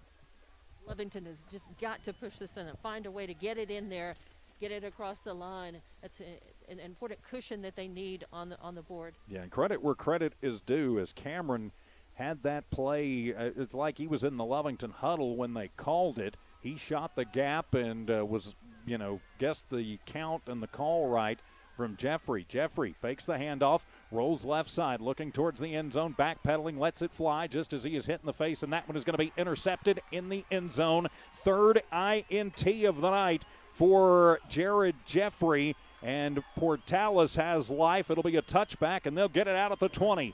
3 turnovers, way too much, but hopefully the Cats can overcome it. But that's a tough one right there. Yeah, that's about the last thing that you want to see and you want to have happen. That's a lot to overcome right here. But Lovington, if they can just stay focused, they can. They've pinned them back and forced turnover before. They need to keep them from making that big gain. So 28-20, Lovington hanging on to an 8-point lead. Portales, 3 players, including Baylor Diaz, their quarterback. But Delgado has come on in relief after Raines was in on relief and has done a nice job. Delgado hit in the backfield, and he's going to be slung down back at the 15-yard line. Say hello to Alex Olivas. He gets the sack. Was there a flag that flew? No, there was not. It's a 5-yard sack in the books for the Cats. Second down and 15. So second and 15, Olivas on the sack. Nice job as he blew through there. The Cats will put 3 across the front. Looks like, let's see how they line up to be sure. In the secondary, looks like they're going to run 3 linebackers. Diaz hands it off. Conroe, right side, gets across the 20 to the 22-yard line. So it'll be a pickup of 7 for Conroe. He's got 20 yards on 8 carries. And so third down and about 8. Coming across the top and finishing off that tackle was Alexandra Trammell. I didn't see who was on the bottom. It was kind of a 1-2 punch there. And so it'll be an important third down for Portales as we click down to the halfway point of this fourth quarter. Lovington with a 28-20 lead. Delgado barks it out, going to roll left side, looks downfield, looking to pass. Still looking, and finally he's going to be run out. Oh, no, are they going to throw the flag? Tainton Hilliard they could have very well gotten him for a late hit out of bounds, and Portales wants to know why they didn't get it. So it'll be fortunately we didn't get it. I'll be honest with you, I'm not sure it might not should have been. It'll be a 3-yard loss on the play, and so it'll be fourth down and 11. And it looks like the special team is coming on, if you can trust it. Yeah, I'm not sure I would trust it.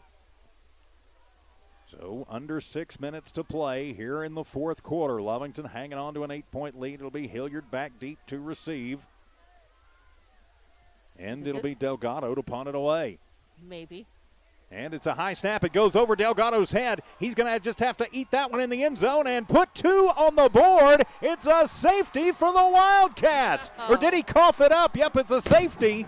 I thought he might have coughed it up for a minute, and so Lovington puts 2 more on the board, and they'll get the free kick and the ball back.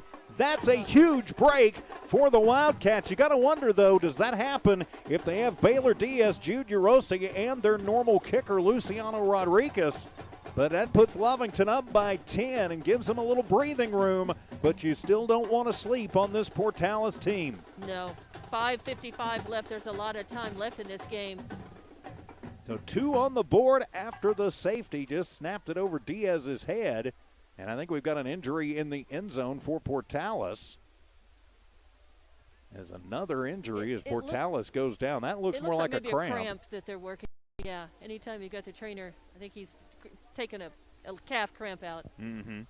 Maybe a hammy. Yeah, a lot of injuries tonight. We've stoppages of play for this one. Of course, a full weekend of sports from One Radio Square Sports and the Walmart Digital Solutions, KZOR, and our sister stations. Check out the Z94 KZOR Facebook page for the complete schedule. We've got 3 more Lovington games this weekend, a soccer doubleheader tomorrow from here at Wildcat Stadium, a volleyball match from the launch pad at Roswell Goddard tomorrow afternoon, too. Got a Hobbs soccer game tomorrow afternoon, Hobbs basketball tomorrow night, and Eunice football tomorrow afternoon as well. So we've still got a lot of sports to go this weekend in a much condensed 2021 sports season. Of course, we're playing football, and it's the end of March. Normally we'd be done with this around Thanksgiving. But I'm glad that these kids are getting to play, and they found a way to get all these sports in, because there are some kids who don't play all the sports and so weren't going to have an opportunity to play this year. So, despite what I might think about us playing football in March, I'm glad that the kids are getting the opportunity. Well, yeah, and while we're doing this today, the first part of the cross-country state meet was going on. And then the second round for Class 4 and 5A will be tomorrow. So that'll be Lovington. That'll be our Wildcats. So best of luck to our runners at the cross-country meet going on in Albuquerque. I actually think that maybe 4A, I can't remember now, I think 4A may have been, I don't know. I don't remember if 4A and 5A were together for tomorrow and the 2A, 3A were today or not. But it's going on, and good luck to our teams because they had a lot of talented runners for Hobbs and Lovington make those teams and compete well in, again, what has been an odd year for all athletes. Absolutely. And over on the far sideline, Coach Newser is giving the referee an earful about something. And Portales, I don't know what is going on. I don't know what he's got to be upset about. It has been a very rough game on both sides. But everything on that safety looked to be clean, so. And he's still barking about something. It'll be a free kick, and it looks like Portales is going to choose probably to punt it in the free kick. Lovington is yet to come out on the field. And they're going to line up for an onside kick. I guess you can do that on a free kick, so I'm not sure I've ever seen it before, but you can do it. Lovington with a 10-point lead. They certainly need to play with authority, but they can't breathe a sigh of relief yet. No, they cannot. And so now they're going to spread them on out, as it'll be Davis to kick it away. Or, excuse me, is that Raines? Is that 8 or 6, Don? I can't tell from up here. That is, he's turned to the side. I can't tell either. I'm pretty sure it's Davis. It's Raines. Is it Davis? It's one of the two. It is 6. It's a 6, so it is Davis. So he will kick it away, and it'll bounce and come into the hands of Contreras. Cross 35-40, gets a block to the 50, turns it upfield to the 45, and a horse collar, but not going to be called as Davis grabs a hold of the shoulder pads and slings him down. But a great return there for Corrales, and Lovington will have good field position with 5:48 to go and a 10-point lead. And without that tackle by Davis, Corrales would have been in the house. Yes, he would have been. So 1st and 10 for the Cats, 5:48 remaining in the ball game. They've got a 10-point lead, but you don't feel real comfortable with it. You'd feel a lot more comfortable if you can at least get a field goal out of it. You do have the wind, what there is of it right now, at your back, and we know that our kicker can do about 40 yards. And so Trace Areola hitting the backfield will shake and shimmy and get back up to the original line of scrimmage before he's brought down by Dylan Looney. He was the first man to make contact. No gain on the play, 2nd and 10. Keeps it in the field of play, though. So the clock will continue to run. That's the important thing right now is you're up by 10 and the clock runs. You don't want to take so much time that you lose your spark and your energy. I think for Lovington, they do play so well. They can be deliberate and hang on to the ball and eat clock, but they really play well when they've got that energy. Yeah, they certainly do. So they'll send Twins to the left. Twins right, 1 to the left.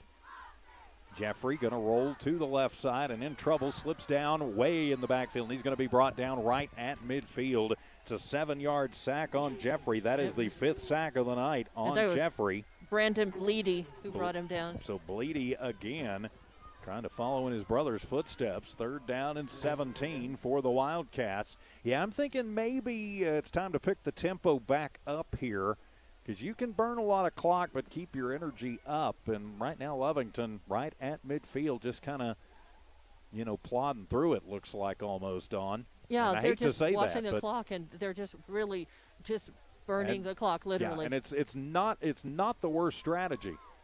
It is really not. But 10 points is not comfortable. To Jeffrey, rolls right side, looks downfield, throws across the middle, and it'll be incomplete. As trying to go for Hilliard, and he was pushed out of bounds on the near side by Donovan Garcia, who got up and jawed a little bit. I could see that from up here. And so incomplete, and it'll be 4th down and 17, and you've got to think punt time for the Wildcats. Yeah, Tayton went upstairs to grab that, but he was already out of bounds. His toes were way in the air. They made contact with the ball. They took about 2 minutes off of the clock. But a 10-point lead, 2 possessions. Portales still with 2 timeouts. And they are the number 1 team in the state right now. Lovington would like to take that crown. And who knows, the way the NMA does the bowls, we may play each other again next week.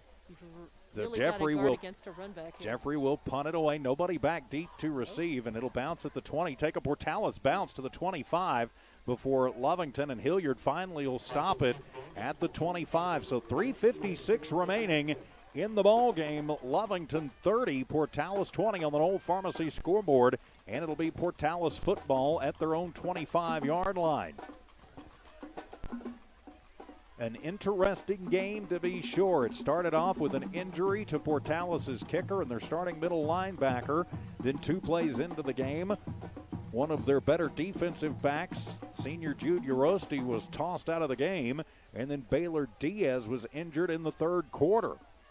So it's been a war of attrition here tonight, and Portales on the short end of it for the most part. Delgado going to hand it off to Conroe, and he will get it up to the 30-yard line before he is going to be brought down. A 5-yard gain for Conroe, and it'll be 2nd down and 5. Tayton Hilliard, Ashton Aranda, just 2 of the 3 or 4 Cats who were in on that stop. Yep, doing a nice job, and I would let Portales run it between the tackles all day long. As long as you can stop them shy of the 1st down, eats a lot of clock. They're going a little bit faster than Lovington, but they're not showing just a whole lot of urgency either, down by 10 and 3:15 remaining in the ball game. Delgado into the flat, and that one is high, and a big hit by Hilliard on the intended target. And that was a huge hit. He timed that well. It was a good hit. It was clean as 14 on 14 as Adrian Ontiveros pretty much decleated over there by Hilliard. Nice job by Tayton. Yeah, and big hit. And it was clean. Big clean, you're right. That big clean hit. And Hilliard was just kind of nonchalant about it. Business as usual. Yeah, back to the line. It does stop the clock on the incompletion. 3:12 remaining in the ball game. It is 3rd down and 5 for Portales. Delgado will keep it himself. He rolls around to the right side looking for some running room, and he's just going to have to slide down behind the line. He gives himself up, and so that will go in the books as a sack. It'll be back inside the 25 at the 24, so it'll be a 7-yard sack. It'll be the 2nd time he's gone down tonight. I think that was Craig Alexander who just chased him all the way down. So 4th down and 12, yep, and gives himself up, stays in bounds, so clock continues to roll. So with 2:41 remaining, I guess maybe finally Portales going to run the white flag up. Hilliard back deep to receive the punt from Davis. He'll set up at the 50-yard line. Of course, don't put it past him to run a fake now, with Lovington maybe thinking it's over. And it's another bad snap, as that's Delgado has to go back and get it at the 5, and he's going to be brought down at the 1-yard line, and the Cats will take over 1st and goal from the 1. Huge play for the Cats as Delgado gets swarmed under. 22-yard loss on the play and over on downs for the Wildcats. They can salt this one away in one play, Dawn Morgan. They certainly can, and let's hope that they manage to just keep the celebration at a minimum until they can truly pull out all the stops here. A big stop for the Lovington special teams, as Portales' special teams have failed them just a little bit. 2 bad snaps on punt attempts. So 1st and goal from the 1 for the Wildcats. Jeffrey from the pistol formation. They show blitz. Jarrett will take it wide to the left, and he's actually going to be brought down back about the 4-yard line. So he's going to lose 3 on the play. 2nd and goal from the 4. Well, the last time Lovington was here, they did not get into the end zone. So Lovington really, they need to just rethink this and make sure that they get over the line on this. For sure. Series. The 2nd and goal, ball going to be spotted back out about the 4-yard line. Again, Lovington can just take as much time as they want. Portales is, well, not exactly wave the white flag or not going to burn their timeouts and force Lovington to really move here. And finally, Portales will take a timeout. 1:36 remaining in the ball game. The Knoll Pharmacy scoreboard reads Lovington 30, Portales 20. We're back in 30 seconds. More Wildcat football from Z94 KZOR and the Walmart Digital.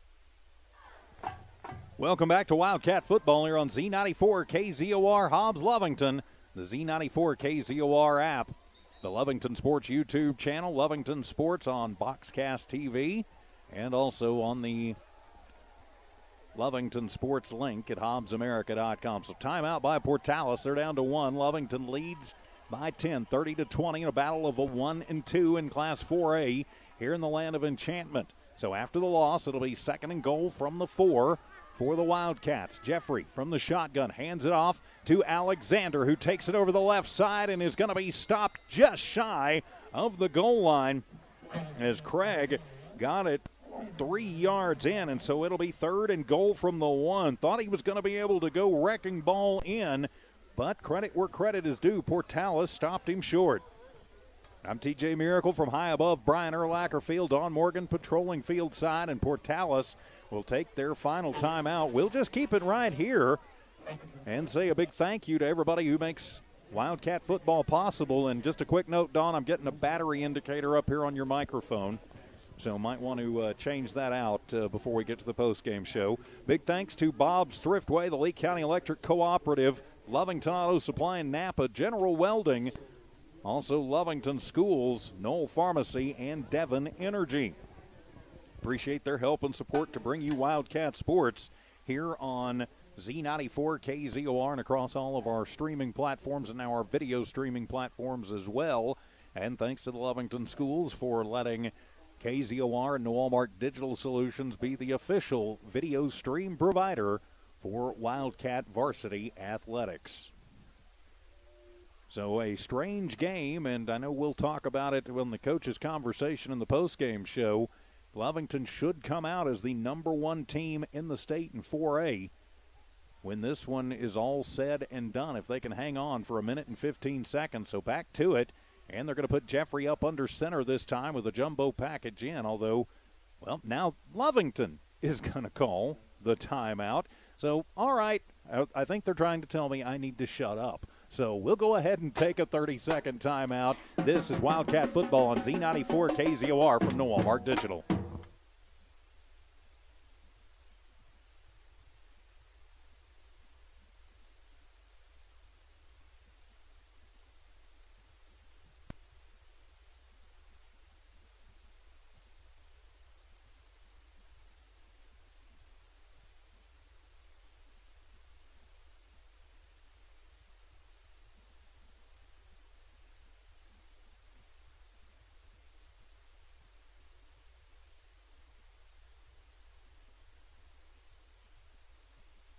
Back here at Brian Urlacher Field at Wildcat Stadium, Portales takes a timeout, then Lovington answers with a timeout. What we're looking at is a 10-point Lovington lead on the Knoll Pharmacy scoreboard, 30-20, and 3rd and goal from the 1 for the Wildcats. That about sum it up, Dawn? Yes, that does. At least for the last about 7 minutes. Yeah, I drifted back there to change the batteries and get the mic refreshed here, so now I'm back up. All right, well, looks good on the battery indicator up here. So 3rd and goal, and whistles sound. Is it offsides or is it a false start? As again, the flow of this game has just been something that's been, and it is a false start on the Wildcats. Another penalty drives them back, so now it'll be 3rd and goal from the 6. Oy, oy, oy, oy, oy. Well, penalties, timeouts. Yeah. It's wow. You'd like to finish this game on with a little energy on a real positive note. 15 penalties, 15 penalties, 120 yards for the Wildcats. So 3rd and goal from the 6 for Lovington. Under center this time is Jeffrey. He will pitch it. Coming over to the near side is Alexander, who's going to bang for it inside the 5, down to the 4-yard line. Alexander, a pickup of 2. And so now it'll be 4th and goal from the 4. And so 59 seconds remaining in the ball game. 4th and goal from the 4. Lovington, I've got to think, may just run this down to zeros on the play clock and take time out is what I've got to think they are going to do. That would leave about 20 seconds on the clock. Right. And then they will run their 4th down play. And if they score, great, it's icing on the cake. If not, Portales will have 98 yards to go and about 15 seconds to do it. That's what I would do, but I'm not Coach G. And he will go for it, as it'll be Jeffrey handing it to Alexander. No, he keeps it himself. He stiff arms a man, and he is going to be brought down back at the 5-yard line, but flags on the play. I think we are going to have a face mask thrown. Question is it the personal foul kind, or is it the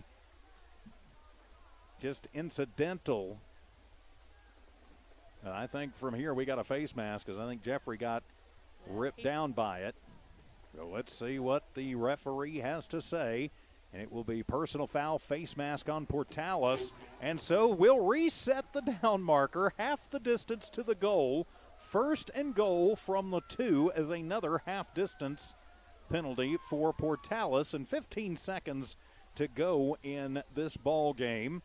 And so Lovington now can just kneel it down, and that will end the game. Matter of fact, they can end it right here, but I think maybe they are a bit mad and want to put it in the end zone.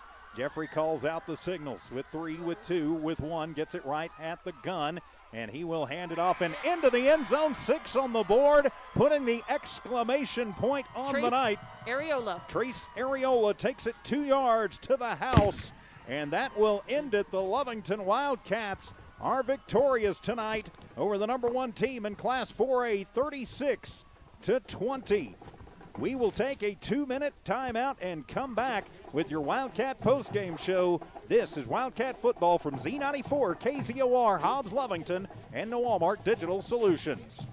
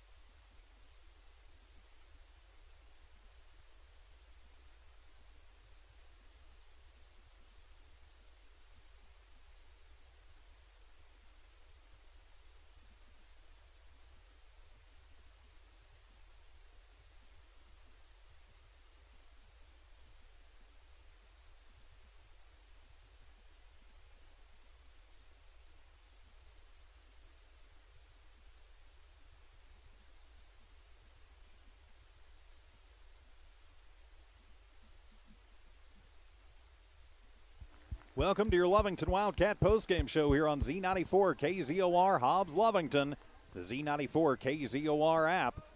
Also, of course, streaming live video at HobbsAmerica.com, the Lovington Sports tab, and, of course, the Lovington Sports channel on YouTube. Give us a subscription and tell your friends and family about it.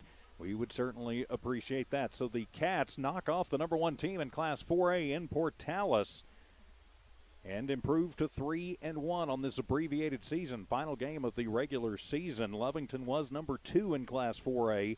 So that should give them the number 1 ranking going into the bowl game next week. Now the question is, and I think there is still some question, how those matchups are going to go. We'd originally heard that it might be 1-2, but now we're hearing it might be a team with a similar record from a different region. So, maybe we'll know more about that when we have the coaches' conversation with Dawn Morgan and Coach G here in just a few minutes. No matter how you look at it, though, let's take a look at the numbers in this one. We will start with the Portales Rams as Baylor Diaz, their do-everything guy, unfortunately went out hurt, but before he did, he went 2 of 12 for 65 yards. He did have a 62-yard touchdown to Robert Encinas.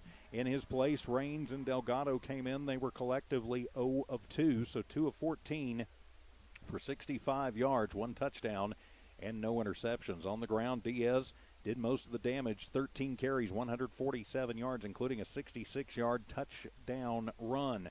Next on the list, Asen Davis, 3 carries for 56 yards. Ethan Conroe with 9 carries, 25 yards. Hagan Raines, 2 carries, 10 yards, and Delgado in relief finishes with 6 carries for negative 28 yards. He was sacked 3 times. Those were the 3 sacks that the Cats got in the ball game. Only receiver tonight, Ontiveros, 1 3-yard catch, and Cenas with the 62-yard touchdown catch. 7 penalties for 80 yards tonight for Portales.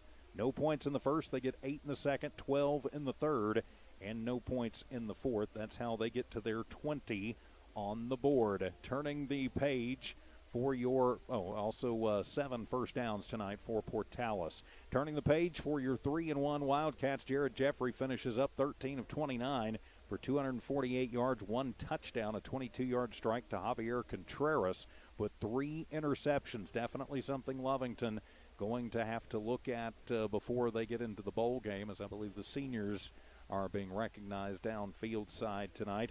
Leading rusher in the ballgame, Jared Jeffrey, 19 carries, 146 yards, including a 67-yard touchdown and a 19-yard touchdown run. He was sacked 4 times in the ballgame, but still finishes with 146 yards. Marcus Rodriguez, some tough running tonight, 7 carries for 41 yards for Marcus. Then Trace Areola, 7 carries for 17 yards. He did have 2 touchdowns, a 3-yard touchdown run in the first quarter and the 2-yard to cap the game off and kind of just, add a little twist to the rivalry there.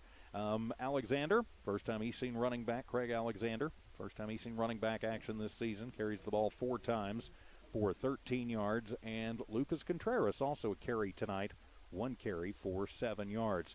Leading receiver tonight, Javier Contreras, 3 catches, 39 yards, including that 22-yard touchdown reception. Adam Aguilera, 3 catches, 32 yards. Isaac Henson, 2 catches, 32 yards. Javier Corrales, 1 catch, 24 yards. Tayton Hilliard, 1 catch tonight for 15 yards. So collectively, 248 through the air for the Cats, 224 on the ground, 478 in the cumulative categories, 478 yards. 120 yards, though, whistled on 15 penalties for Lovington, and if there wasn't an offsetter in there somewhere, it would have been actually 16 and 130. So definitely something to worry about and think about going into the bowl game next week. Lovington gets 7 in the first, 14 in the second, 7 in the third, and 8 in the fourth. That's how they get to their 36 on the board. They did win the first down battle, as they had 14 of them throughout the night. So the Cats improved to 3-1. You've got to think that knocking off the number 1 team in Class 4A will give them the number 1 ranking, especially since they were ranked number 2. But that will, of course, be up to the NMAA and the polls that they use to determine the ultimate rankings and also the matchups for the bowl games next week. And we'll be talking more about that as we continue on with your Wildcat postgame show as the seniors are being introduced out onto the field. And there are a lot of seniors on this team that were just freshmen in Coach G's first year, so his first full class to come through tonight. We will take a 3-minute timeout, come back and continue. This is the Wildcat postgame show from Z94 KZOR and Walmart Digital Solutions.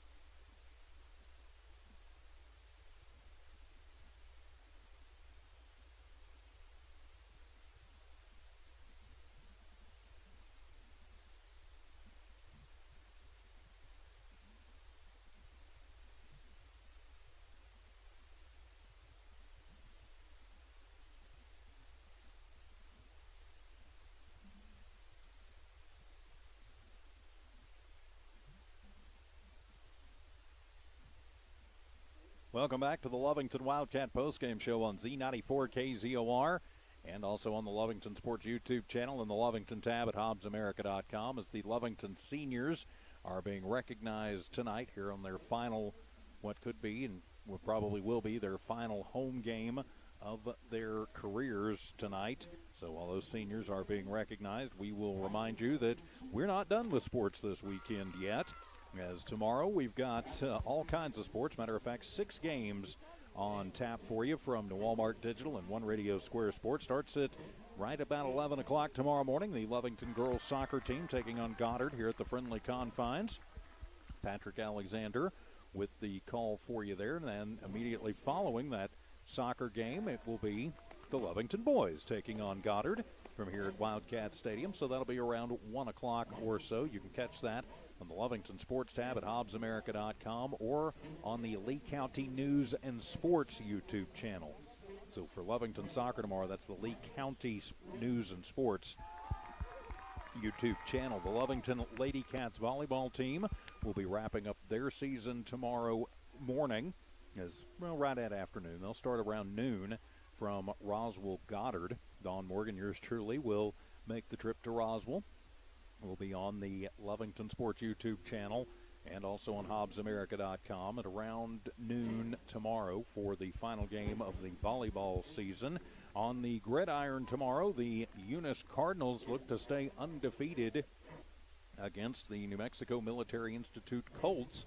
Now then, if you want to watch that game for free, Jimmy Jones and Steve Mueller will have the action for you on the Eunice tab at HobbsAmerica.com and in the Eunice Sports channel on YouTube. You'll also be able to hear that game on our sister station, Cool 95.7, and on the Cool 95.7 app. Some normally Eunice on our sister station, 103.7, but some scheduling conflicts, and Eunice tomorrow will be on Cool 95.7. Hobbs Lady Eagles soccer will also be playing tomorrow afternoon, 1 o'clock from Watson Stadium. Ty Friend will have the call for the Lady Eagles as they take on the Roswell High Coyotes. Watch that game for free. Hobbs Girls Soccer tomorrow on the Hobbs Sports channel on YouTube and the Hobbs Sports link at HobbsAmerica.com. And finally, this weekend, we will have the Hobbs Lady Eagles basketball as basketball returns, as Hobbs will travel to Ruidoso to take on the Los Lunas Lady Tigers. Dawn Morgan, yours truly, will make the trip up the mountain to Ruidoso, bring you that game on our sister station, Eagle 100.5. Also be able to hear it on 11:10 a.m., the Eagle 100.5 app, and watch it free of charge on the Hobbs Sports YouTube channel. But here in Lovington, a big victory tonight for the Lovington Wildcats as they knock off the number 1 team in Class 4A, the Portales Rams, 36-20. Lovington, of course, the number 2 team, so you would think they would, of course, be taking the number 1 seed going in to bowl games. Again, the seniors for this Lovington Wildcat squad being introduced onto the field, and they include Jared Jeffrey, Marcus Rodriguez, Javier Contreras, Trace Areola, Craig Alexander, Alexander Trammell, Damian Ortiz, Justin Hazel, and also Matthew Olivas and Braden Cooper. So those kids were on the very first team that Coach G put up here at Lovington. Now he's going to bring his team together as they talk about the big victory tonight as we get ready for our coaches' conversation. So let's go ahead and take our last 3-minute timeout and come back and continue Wildcat football from Z94 KZOR and Walmark Digital Solutions.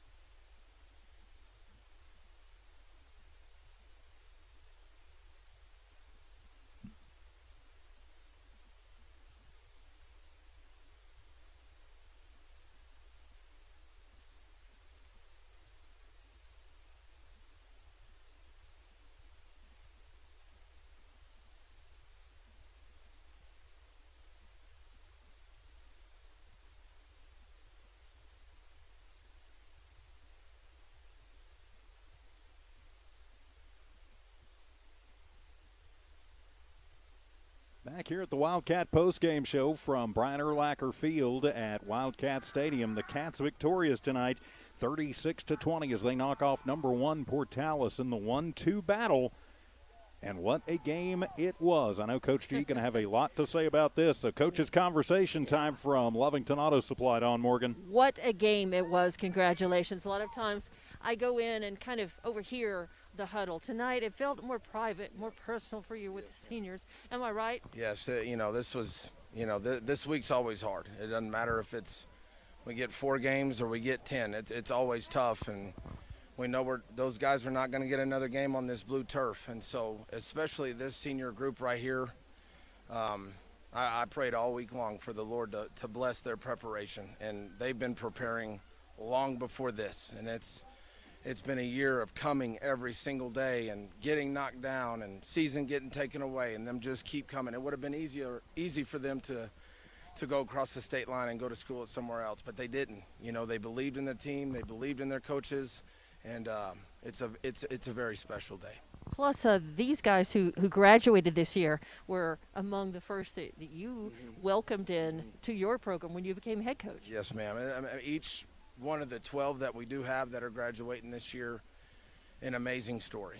And it's been different for each and every one of them, but each and every one of them are going to leave a legacy that will never be forgotten. And so proud of what they've invested. I'm proud of the mark that they're going to leave on this field as their last game as seniors. And I just love these guys so much. 30-20. Yeah. But it was an odd game. Was this one of the strangest games you've ever coached and been a part of? It was a battle. It was a battle when we knew it was going to be a battle. They're a really, really well-coached football team. And, in my time here that I've been the head coach at Lovington High School, we've never beat the Portales Rams, ever. This is a first. So this is special. This is special, and the kids knew it, and they fought for each other. They fought for the coaches, and they wanted this one. And so a lot of strange things happened in the game.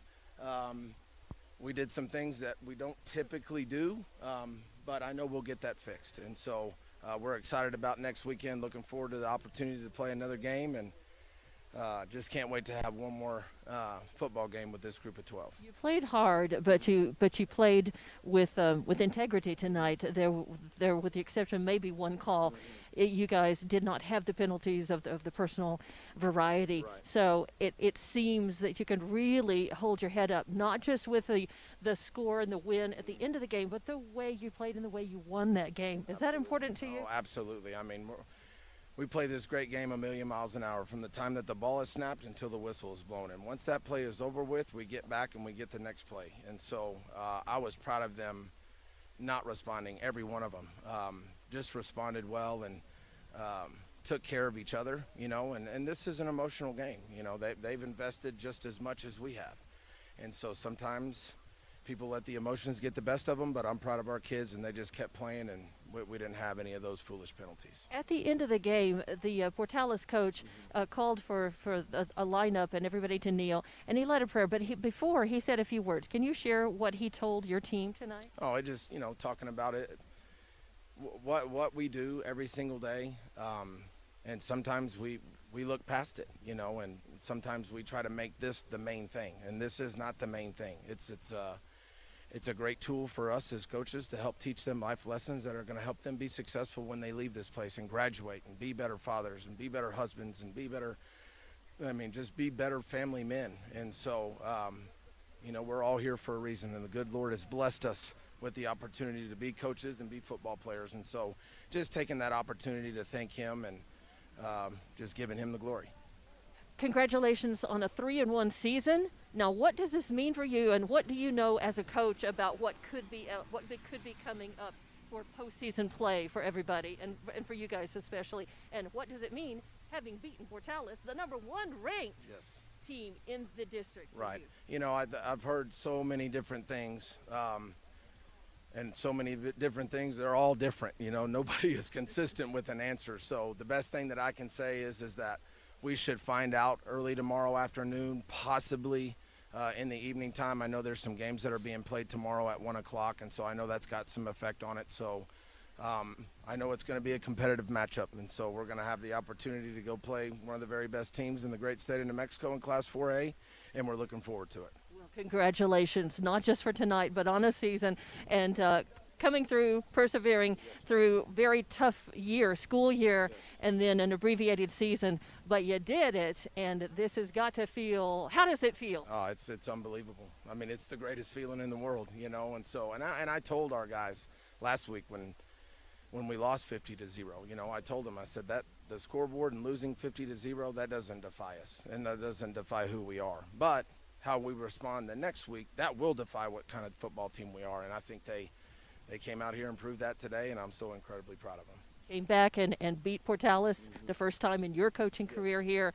And when the chips were down, they came through. They won a very important game, and now they do get to move on and make one more memory for themselves as seniors and as a team in full. Good luck with that, Coach. Thank you very much. Thank you. Thank you for always being gracious and talking with us. We appreciate you. Absolutely. All right. All right. Yeah, good big hug. Thanks. Back to you guys. All right, thank you very much, Dawn Morgan, and we've been informed by the school staff that we've got to get the heck out. So we're going to go ahead and wrap things up for tonight. The Wildcats knock off the number 1 team in Class 4A. Of course, they were number 2, so it's not a huge upset, but it's a big rivalry game, and the Cats are victorious tonight, 36-20. Big thanks to Patrick Alexander, who will be back here tomorrow morning for Lovington Lady Cats Soccer. And, Patrick, good luck with that, and thank you, sir. Appreciate you. Big thanks to Evie Stuber back in studio engineering and producing. For Dawn Morgan, I'm TJ Miracle saying so long from Wildcat Stadium. The Cats victorious tonight, 36-20. This has been an exclusive presentation of Walmart Digital Solutions and One Radio Square Sports. Good night, everybody. Thanks, Evie. Bye.